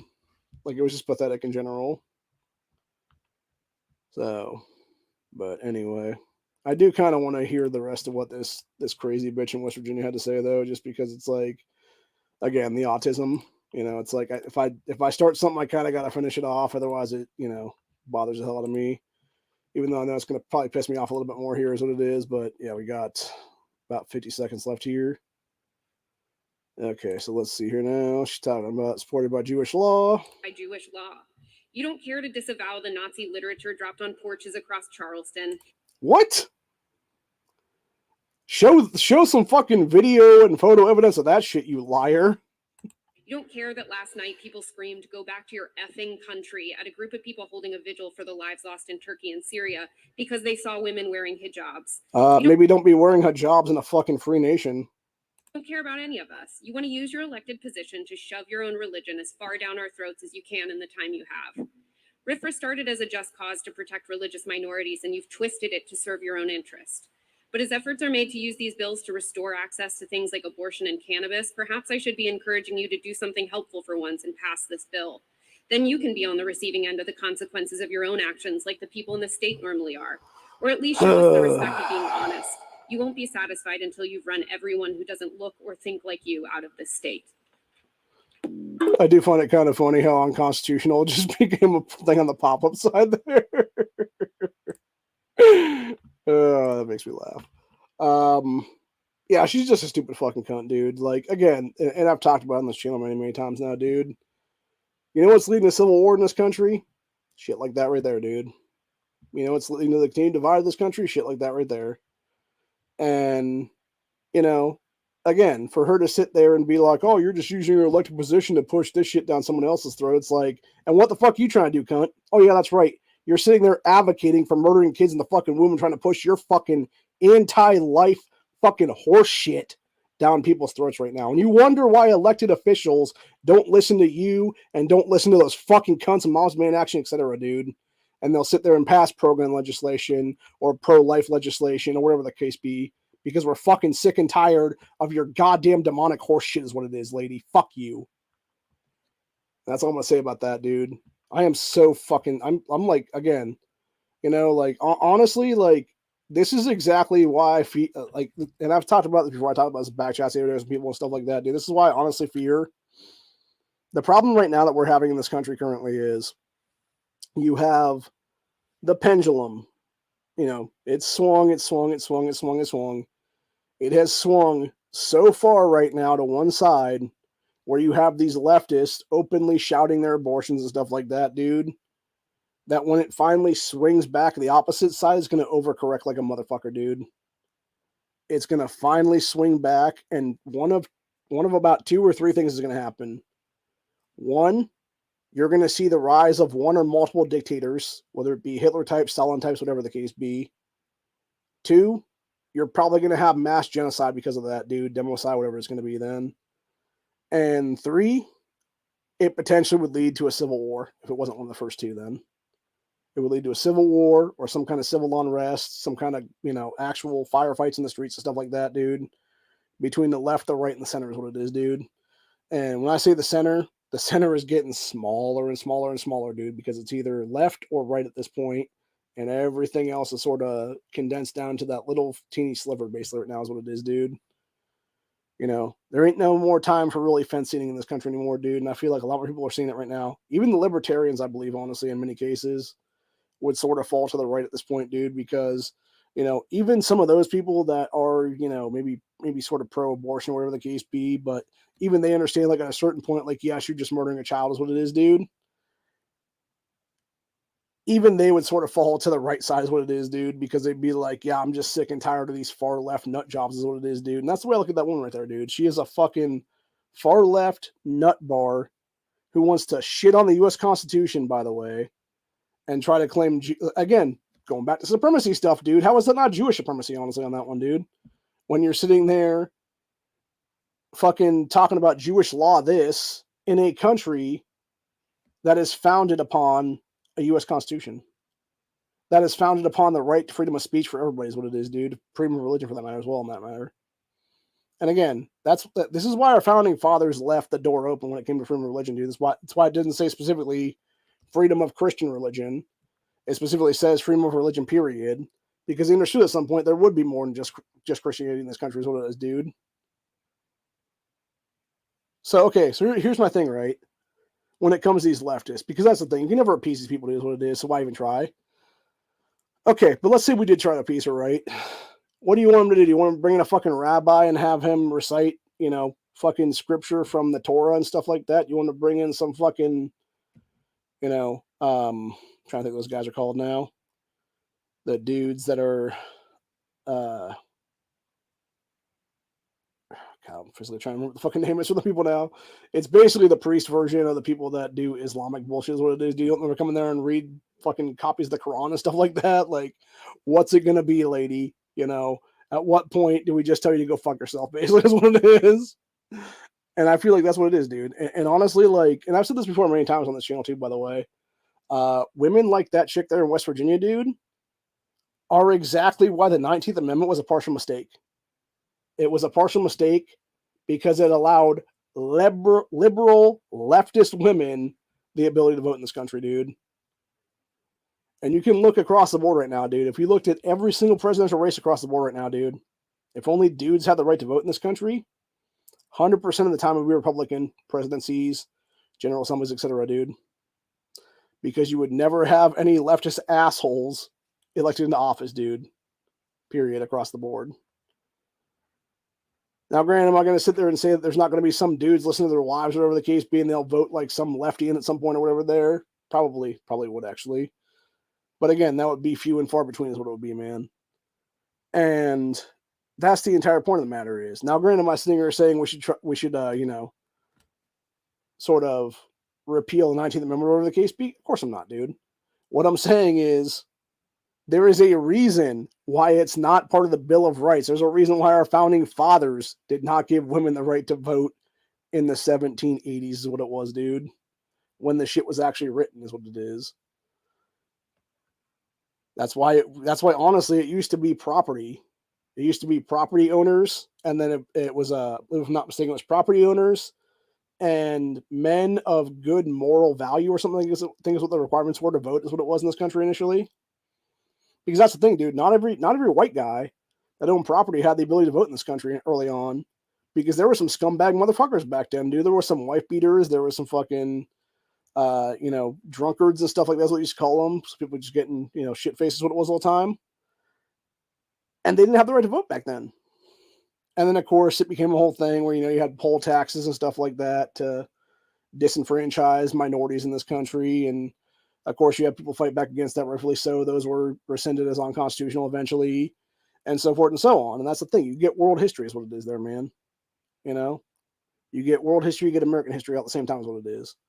And the fact of the matter is, you have our country having multiple civil rights movements in it, dude. The last one, honestly, if you want to look at it history-wise in the history books, was around MLK's time in the 1960s, almost in the 70s is what it was there. If you look at it again now, though, dude, because that was 68 to like 71 or so, here in 2023, we are seeing a modern-day civil rights movement, dude. And what's funny to me, too, going back to the girl in West Virginia there, dude, is she wants to sit there and shit on, the Christian people in the West Virginia State House is what it is, dude, and talk about like, oh, you talk about you're so precious Christians or whatever the case being, they want to pass this stuff and sort of, lord over people and stuff like that. Yet, if you go worldwide right now, dude, yes, Christianity is the most attacked religion worldwide in this fucking entire world right now, dude, across the board.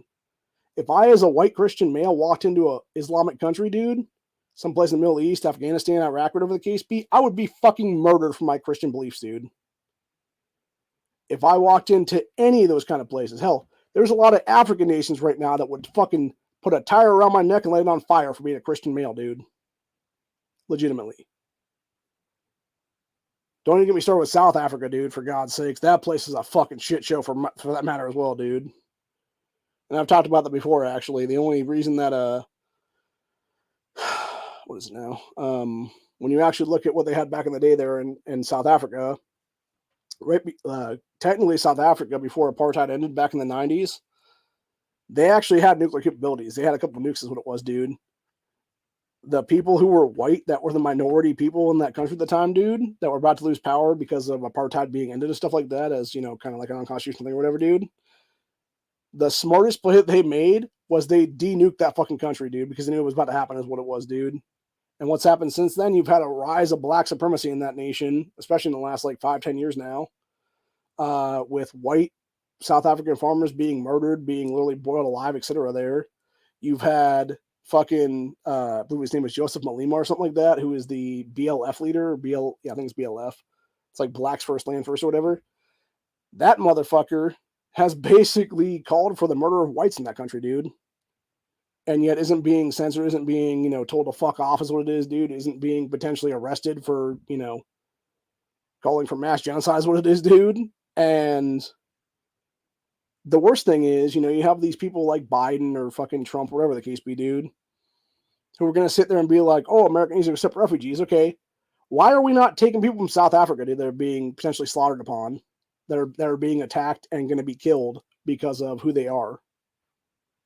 And I'm not just talking about white South African farmers for that matter either, dude. I'm talking about everybody over there that has the ability to get out that would be targeted for that matter. Because that's the thing. The majority would be white South African farmers, but there's also Asians, there's Indians, and there's some black people over there that would actually be allies of the people. And they would be the ones that would also be slaughtered if they were left. And yet, meanwhile, over there in South Africa, you have to go through like all these fucking hoops to showing a gun is what it is, dude. And that's why I've said before many, many times in these grandstands and on this channel, dude, I will never, ever, ever give up my right to keep and bear arms ever in this country, because the second you have a government disarming the people is the second that the government will go full tyrannical on you and kill you in a mass genocide / mass democide. We've seen it happen many, many times over many, many decades. Every country that's disarmed has had that shit happen at one time or another, dude. You saw Hitler take the guns before World War II. They mass genocided the Jews and everybody else in death camps that they didn't like, dude. And by the way, for those interested in that one, dude, wasn't just the Jews that were slaughtered in death camps, dude. It was Jewish people. It was elderly / infirm. It was mentally ill people, people with Down syndrome, people with autism like myself, etc., etc. It was gay people. It was trans people. A lot, actually, interestingly enough, nobody ever talks about this really. A lot of the books that they burned during World War II, specifically the SS and stuff like that in Hitler's regime there, were actually books on transgenderism and medical journals and stuff like that. And the stuff, dude, is what it was. So it was a bunch of knowledge that we could have had like 80 years earlier is what it was, dude, and been like, okay, you know, this is an interesting thing. Like, you know, this is what they've been doing over here. Like, okay, that's cool. Yeah, probably shouldn't allow that to happen to kids here is my guess, you know. And they would have had that knowledge, you know, like decades ago is what it was, dude. And we could have, you know, actually spearheaded something and been like, you know, cut that shit off the pass is what it is, dude. Be like, no, you're not transitioning little kids is what it is, dude. But instead it was basically, you know, you had the whole slippery slope thing go on, and it was basically like, oh, we just want this, we just want that, we just want this, we just want that. Oh, you're a bigot if you don't let little kids transition now is what it is, dude. No, fuck you. I don't want kids to transition because I don't want fucking kids to be sterilized and not have a new generation of kids later on is what it is, dude. And that's what it is, dude. When you look into all this shit, dude, it's a globalist thing game is what it is. Every single thing that we're seeing right now is Agenda 2020, is Agenda 21, is Agenda 2030, whatever to call it. It is the Bloomberg endgame, dude. Or not Bloomberg, Bilderberg. Of course, Bloomberg is part of that. That's what it is, dude. Michael Bloomberg, Bill Gates, all of them, dude. George Soros, all those people like that, dude. The Bilderberg endgame is legitimately population control. Is to depopulate this planet as much as possible because these people do not believe in humanity anymore. They want transhumanism. They want basically all of us uploaded to computers, what it is, dude. And why have humans around anymore is what it is, dude. Is their whole fucking mentality is what it is, dude. Seriously. So it's just fucked up, man. I'll tell you what. And like I said, that fucking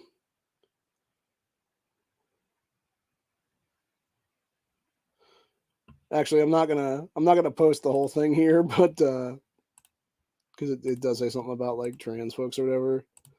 But honestly, like, I'm gonna say it like it is, dude. That chick from West Virginia, this particular person here reminds me of what I would assume that chick looks like when they're at home alone. Which is little that girl in fucking clown makeup is what it is, dude. And actually, no, I'm gonna show the shit, dude, because for all we know, this is who that girl is actually. And yeah, this thing was getting pregnant not once but twice by a quote trans woman. So yeah. It makes such logical sense, dude. It makes such logical sense, honestly, on that. But yeah, it's just fucking. I've just had it with these people that I really have. It's like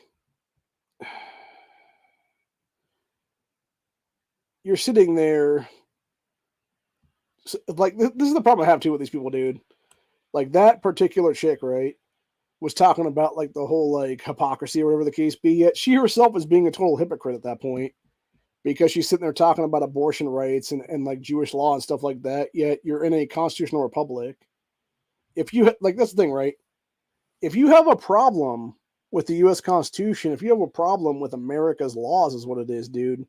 You have every right to pack your shit, get the fuck out, go to another country, leave your citizenship at the door when you leave, and never return here.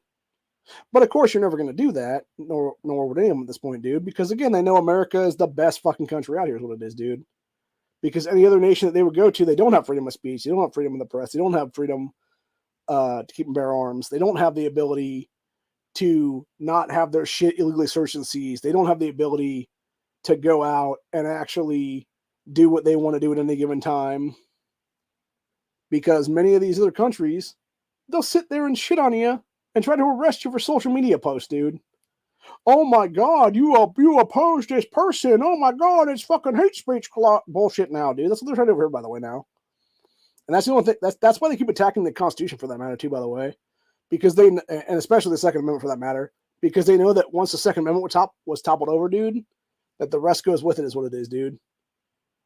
You know, there's many 2A advocates, there's many 2A activists out there that have called it out before, and I'll call it out as well for that matter, dude. Yes, 100%, dude. If it was not for American citizens, the citizenry of this country, to have the right to keep and bear arms, you would have already seen freedom of speech, press, religion, etc. out the fucking window right now, dude. Because the only thing keeping it intact is the American people's ability to fight tyranny with firepower. And it's that simple. That's why everybody out there, honestly, should be a 2A advocate first, should be a 2A activist first, and then, for that matter, go on to be a full constitutionalist. Because that's what I've become, dude, honestly, at this point. My original thing, I was a 2A advocate, a 2A activist around the time of 2018, 2019. And then it basically went from there to, by the time 2020 rolled around, by the time lockdowns all, eclipsed us and stuff like that, I became a full-blown constitutionalist, and I just kept doubling down and doubling down and doubling down and doubling down on the constitutionalism is what it was, dude. To where, honestly, if the shit went south today and I was able to live through it, I could easily see myself being part of a group at some point in the future that would be essentially like a new version of the founding fathers of this country, honestly, dude. Now, granted, would we all be dudes? Probably not, actually. Some of us would be chicks, honestly. I'm not saying, and just so we're clear on that one, I'm not saying that from a perspective of like some of us would be like trans women or anything like that, dude. No, I'm saying there would be like biological females in there, and there'd be biological males in there as like part of the founders of the new, constitutional republic is what it would be then. So, but yeah, I think a lot of cases it would just go the old ways is what it is, dude. It would be, it's like every time you watch an apocalyptic movie or apocalyptic TV show or something like that, dude, where you see some like random documentary series or whatever it is that's like based on like an apocalyptic grid down kind of scenario. What is the first thing that you always see in a town and stuff like that, dude? You always see people go to houses of worship is what it is. You always see the town basically being functioning town. Everybody sort of falls to a religion at that point, and what is the religion most of the time? It is Christianity, for that matter, because that's the thing, dude. When you look back in, the time period of this nation and stuff like that, dude, and again, time period of Earth really is what it was, dude. Christians were one of the first actual religions in this whole earth, dude, is what it was. And, you know, it's gone on since then is what it is, dude.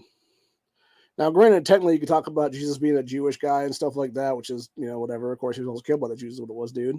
But that's besides the point, you know. Again, he resurrected, you know, 3 days after the cave and stuff like that. And then supposedly he came back and talked to the people and then went to the heaven to be at the right hand of his father is what it was, dude.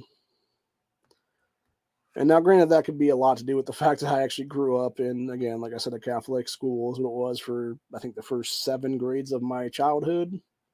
So, but, you know, and that's the thing, too, as well. And I'll say it like it was, man. Like that chick was talking about, you know, sort of rebelling against or whatever the case be. There was a time in my life, actually, that I rebelled against the church for that matter as well, dude. Because when you're forcing a small child from the age of basically 5 to like 13, 14 to go into a school and then go every single day pretty much to the church that's about 50 feet from the school and have to go to mass every day, it's like, yeah, they get kind of sick and tired of that after a while, dude. And that's what they forced us to do pretty much. It was like, what I believe what it was, I don't think it was every day. It was like every like if it was like if we started out like Monday morning, whatever the case be, it was like Tuesday, Thursday, I think is what it was in that week. And then I think it was like Monday, Wednesday, Friday or something the next week or something. Like it was like opposite things or whatever, to where one week it was like 2 days and the other week it was like 3 days or something. But yeah, it was like either or we would go to church on those specific days and like some kind of class is what it was, because it would basically be the teacher of whatever grade it was would take us over to the church there. And you would have like this 20, 25, 30-minute service, whatever it was for that particular like class period is what it ended up being then for that part of the day. And the fact that we were always with that teacher because our classes were so small, because it was only like, I think 20 or 25 kids in the class is what it was, dude. And that was pretty much the grade is what it was for that particular school is what it was then.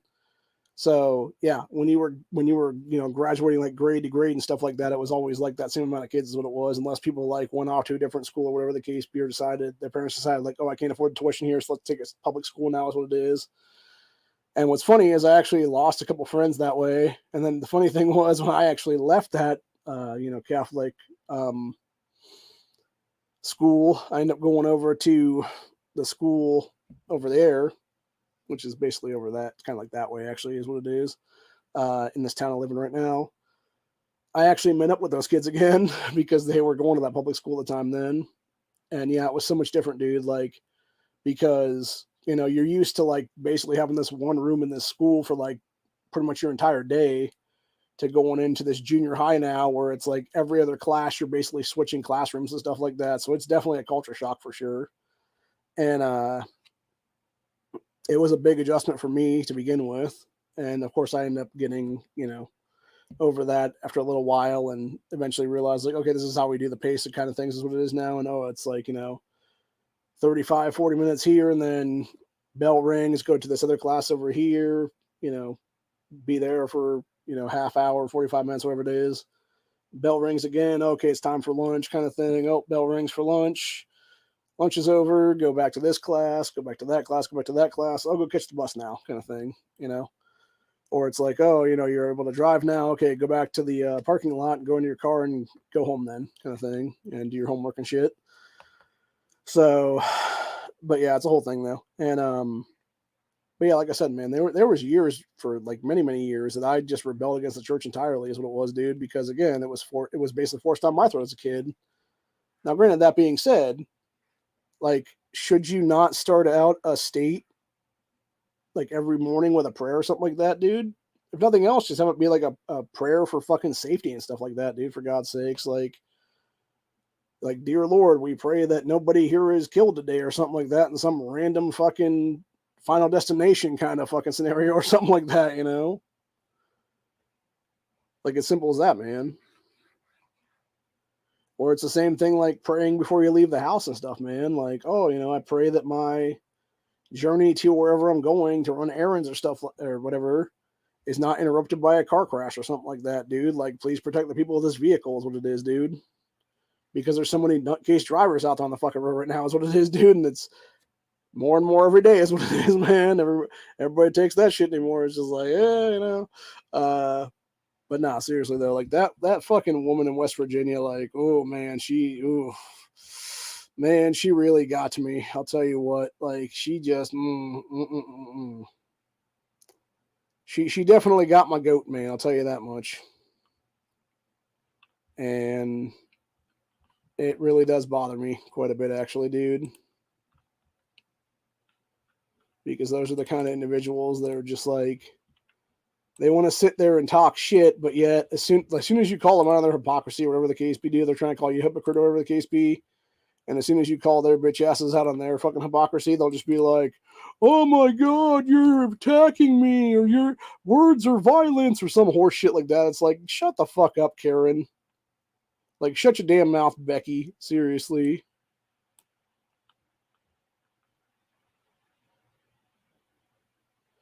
Okay. That's interesting. So, going back to this TikTok that we were showing there about the West Virginia woman. So, Fairness West Virginia is who she was. So basically she wasn't Mom's Demand Action type then, dude. So she wants to sit there and act like she was advocating for herself when she wasn't. She was actually advocating for Fairness West Virginia, which is nothing more than a Mom's Demand Action style fucking group of people, which supposedly is the statewide civil rights advocacy organization dedicated to the fair and equal treatment of LGBTQ West Virginians. So basically a bunch of gay folks is what it is, dude. Fucking stupid bullshit, dude. I'll tell you what.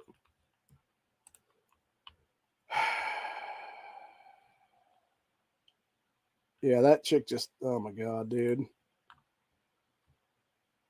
I'm outraged. Although to be fair, like, as I said earlier with the whole, she wants to sit there and talk about all that shit or whatever, dude. But then you got this fucking story. Outraged sex abuse, lesbian couple charged with murdering their son. So the lesbian couple has just been charged with sexually abusing and murdering their 5-year-old son. And yet she wants to talk about fucking getting rid of Christianity and state houses or some other bullshit and advocating for abortion and stuff like that, dude. It's like, no, fuck yourself, ho. Like, that's what I'm saying, dude. It's just, it's disgusting shit like that's what it is, dude.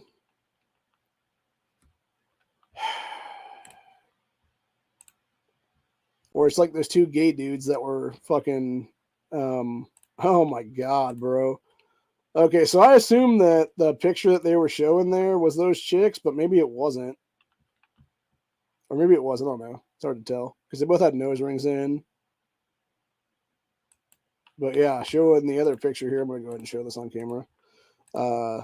These women just look fucking psychotic, dude. These were the two females that killed that kid.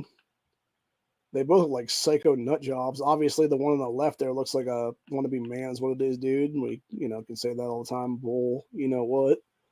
So, starts with a D and ends with an E. But, anyway, yeah, just some sick chicks, man, is what it is. Just like those two fucking dudes in Georgia that adopted those two young guys out of, I think it was a Christian adoption agency or something like that, and then molested the shit out of them and had other dudes pay them to molest the kids too, is what it was.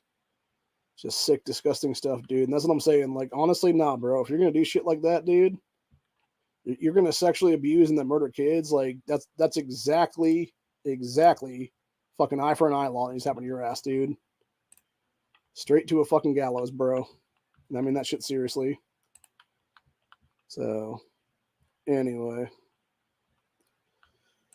I'm trying to find a happy note to go out on here, but it's kind of hard. Really fucking hard, man. Really fucking hard. Everything just seems depressing anymore. I was going to show that, but I'm not going to show that now. I think you guys know why, because it was like, don't want to get busted for that, for fighting stuff or whatever.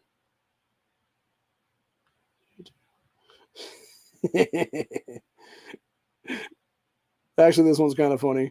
It was some chick who was being attacked by an ostrich. She was talking about trying a new hairstyle, and the fucking bird's just trying to grab at her hair and fuck it all up. Ooh, that's actually cool. Go ahead and show this fucking Nice little high point and an American flag pattern there. It's pretty slick.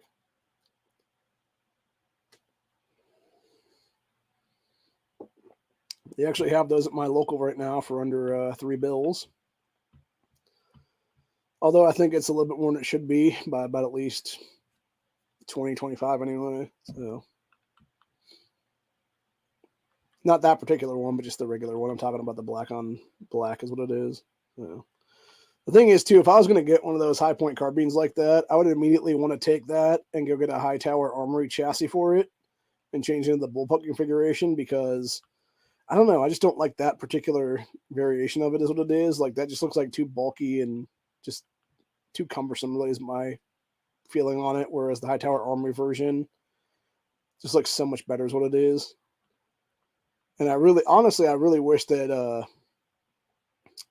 that High Point would actually just team up with High Tower Armory and just offer a version of that straight out of the box is what it is. Or instead of having the regular chassis like that, just the High Tower Armory chassis on it or something like that, maybe charge like, I don't know, another Honda for it or something like that is what it would be then. And yeah, you just have a better product overall is what it is, dude. And anything else, like phase out this one and phase out that, or phase that one in then if that be the case. So... And of course, you got Young Ohio Democrats. It's a gloomy February Monday, but here's some good news. Abortion will be on the ballot this fall. So I guess they got their fucking numbers for that fucking sick, disgusting shit.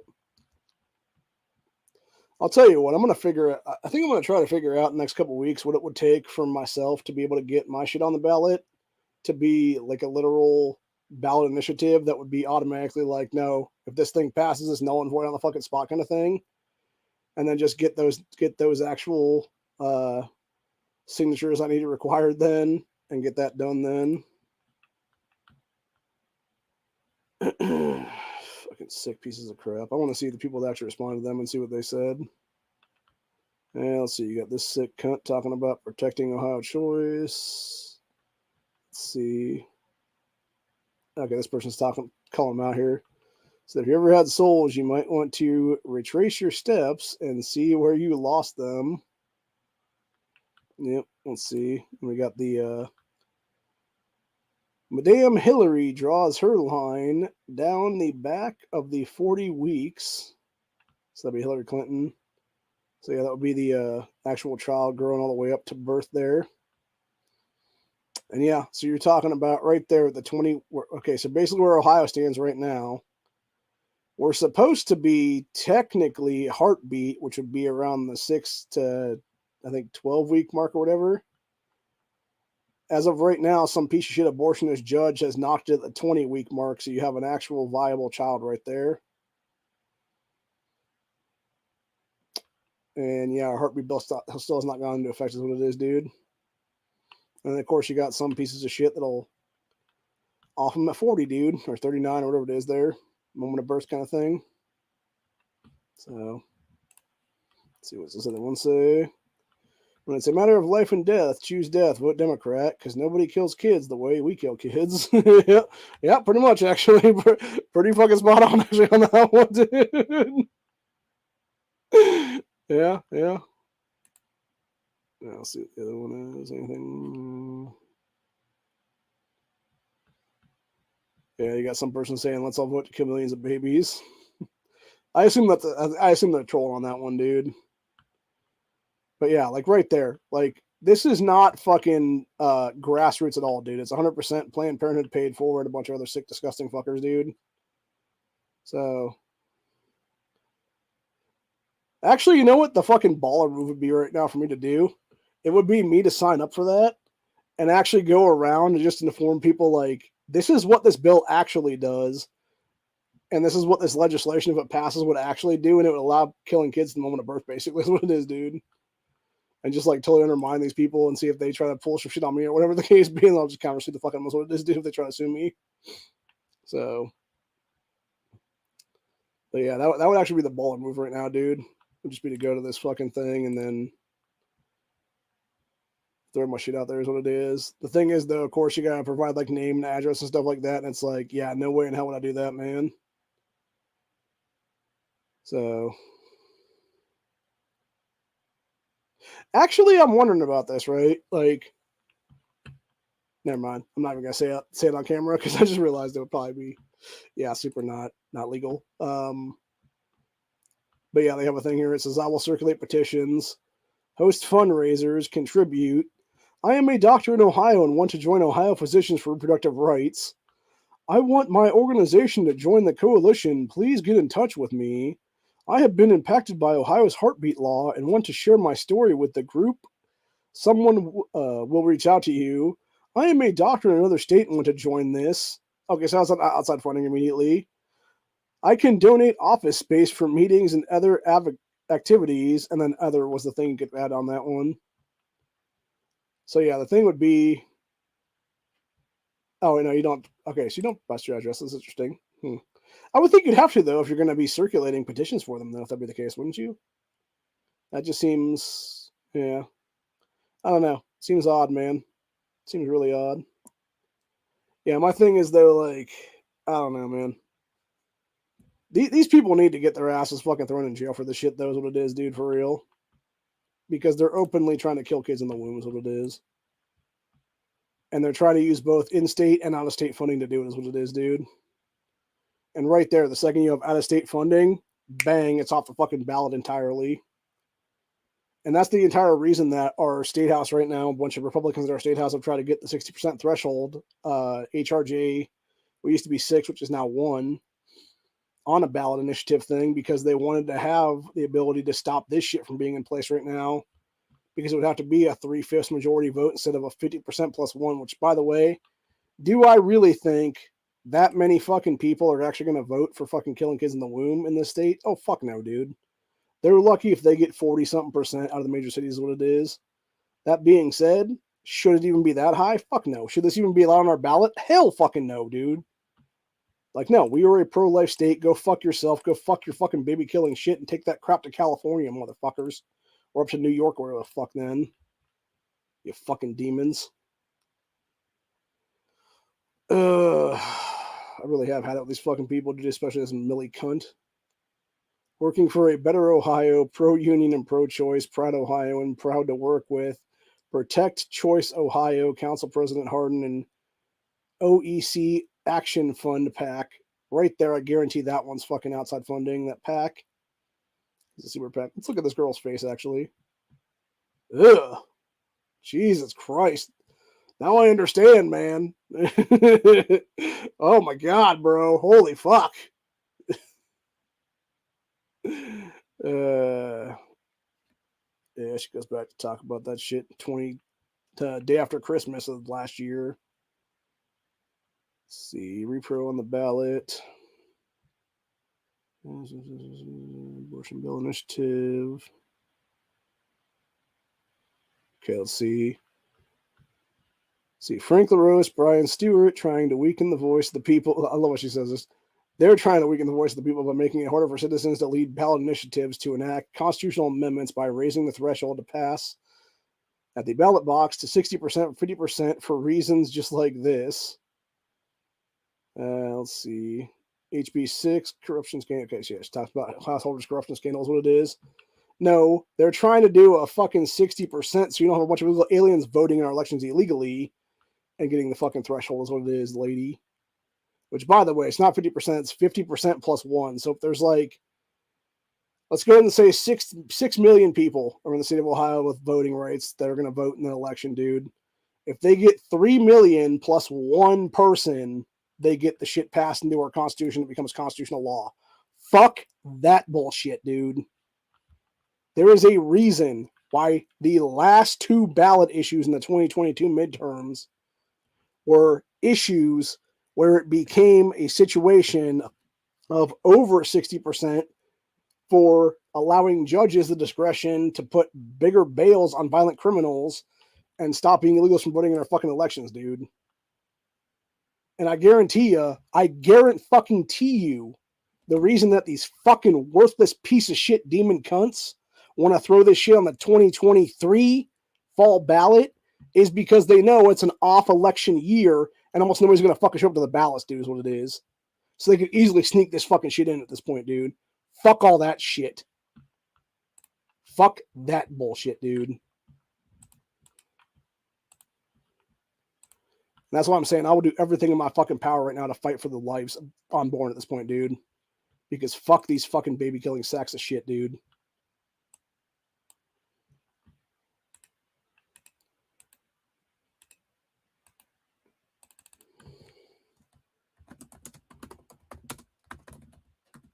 Sorry, I'm trying to write something out real quick.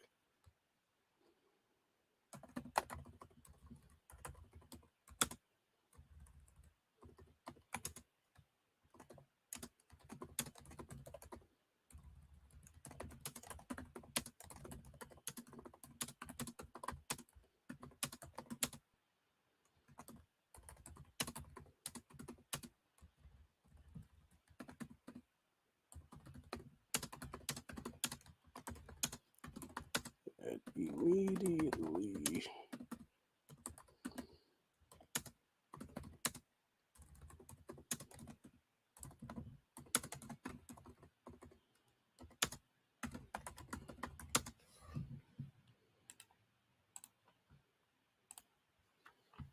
All right. Sorry, I tried to put some stuff off me there real quick. Let's see what else we got now. I want to talk about anything at all besides that. Let's see. Oh, actually, that's a good one.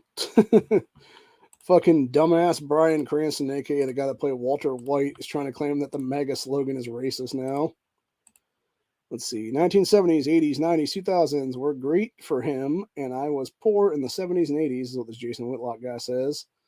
These white liberals think being black is terrible. Bryan Cranston breaks down MAGA and racism in 60 seconds. My African American wife served this country for 21 years, and she said, I feel seen hearing that video clip.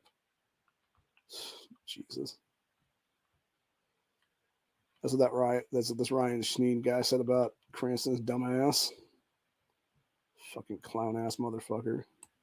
World to open up and accept the possibilities that our privilege has created blind spots for us. Yes, your pedophile privilege to be able to rape kids and not be executed publicly for raping children has gone into a blind spot there, buddy boy. Dude, I guarantee that guy's a fucking pedo at this point. There ain't no way that Bryan Cranston's not an active child molester. New Coke. Yeah, this is some of the shit that Ian Turner was talking about the other day. That's what I'm saying. Like, this is why I kind of agree with her on some things, but it's like, but yet you're saying the shit on CNN, lady. So it's like, nah, I'm good. Doesn't work because people like original Coke, and the Well, problem people is like original Biden.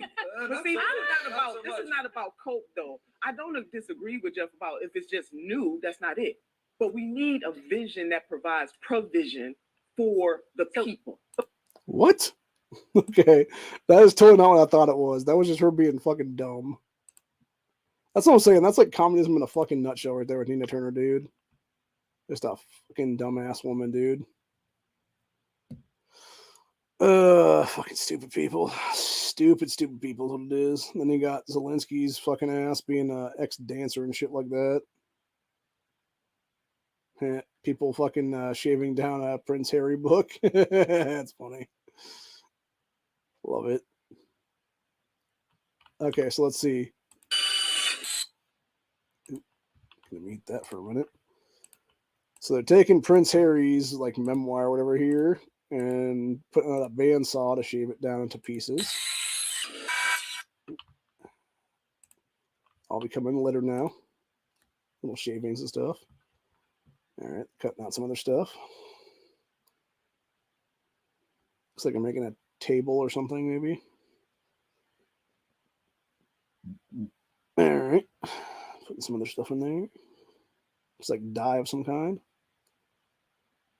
Or something, maybe. Okay, all the Prince Harry shavings and stuff.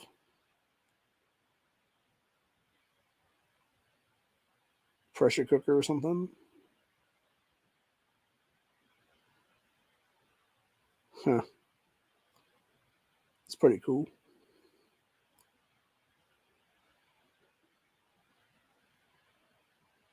I feel like this is going to come out to be like an American flag or something when it's all said and done.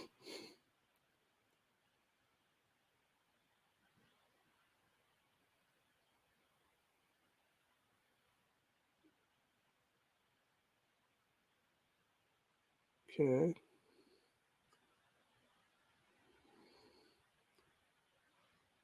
Hmm.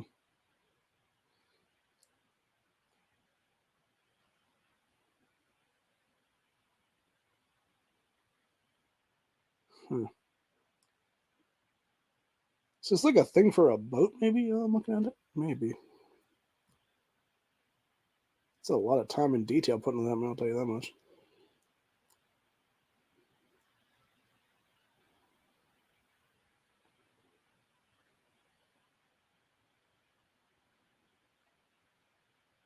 Huh. Oh. It's a little trash basket. That's great. I'm not gonna lie, man. You had me in the first half. That's too much, man. That's good stuff right there. That is funny. Yep. That's good stuff, man.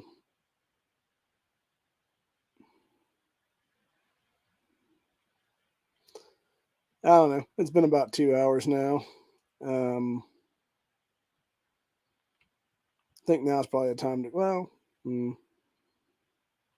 oh, actually, we'll leave it off on this one because fuck Black Rifle Coffee Company and Evan Hafer's bitch ass.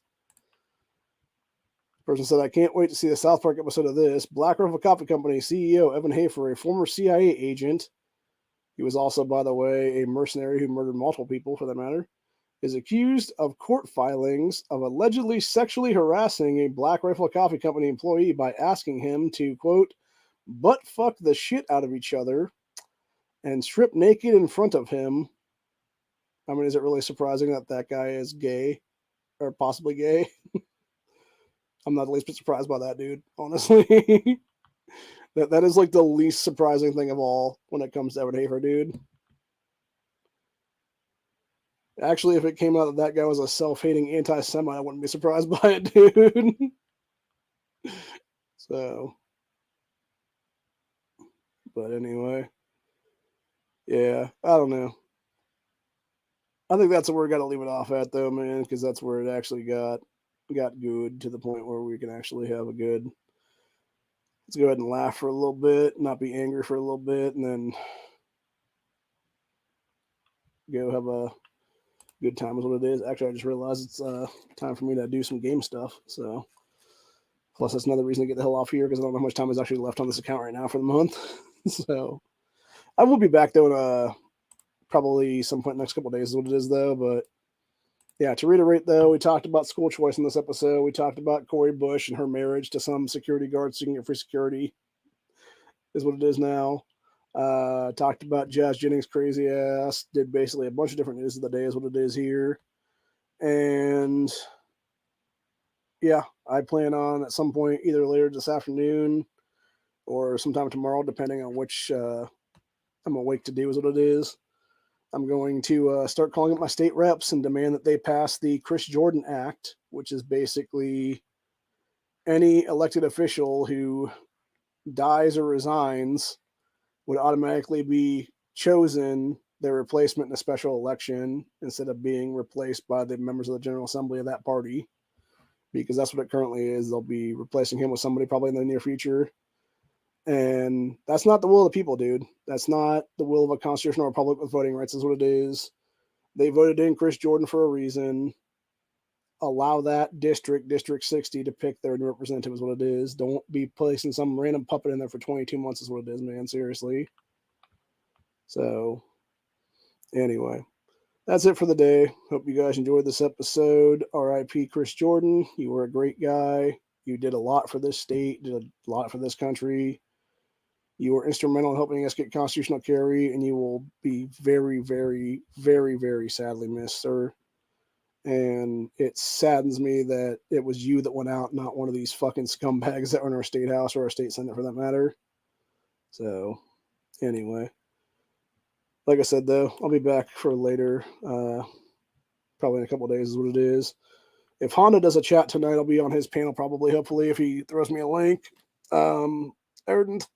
Other than that, I will see you guys at some point in the future. And then most likely this weekend for whatever day Honda's going to do a chat then. So other than that, that's where we're at for the day. Hope you guys enjoyed this, and I'll see y'all on the next one.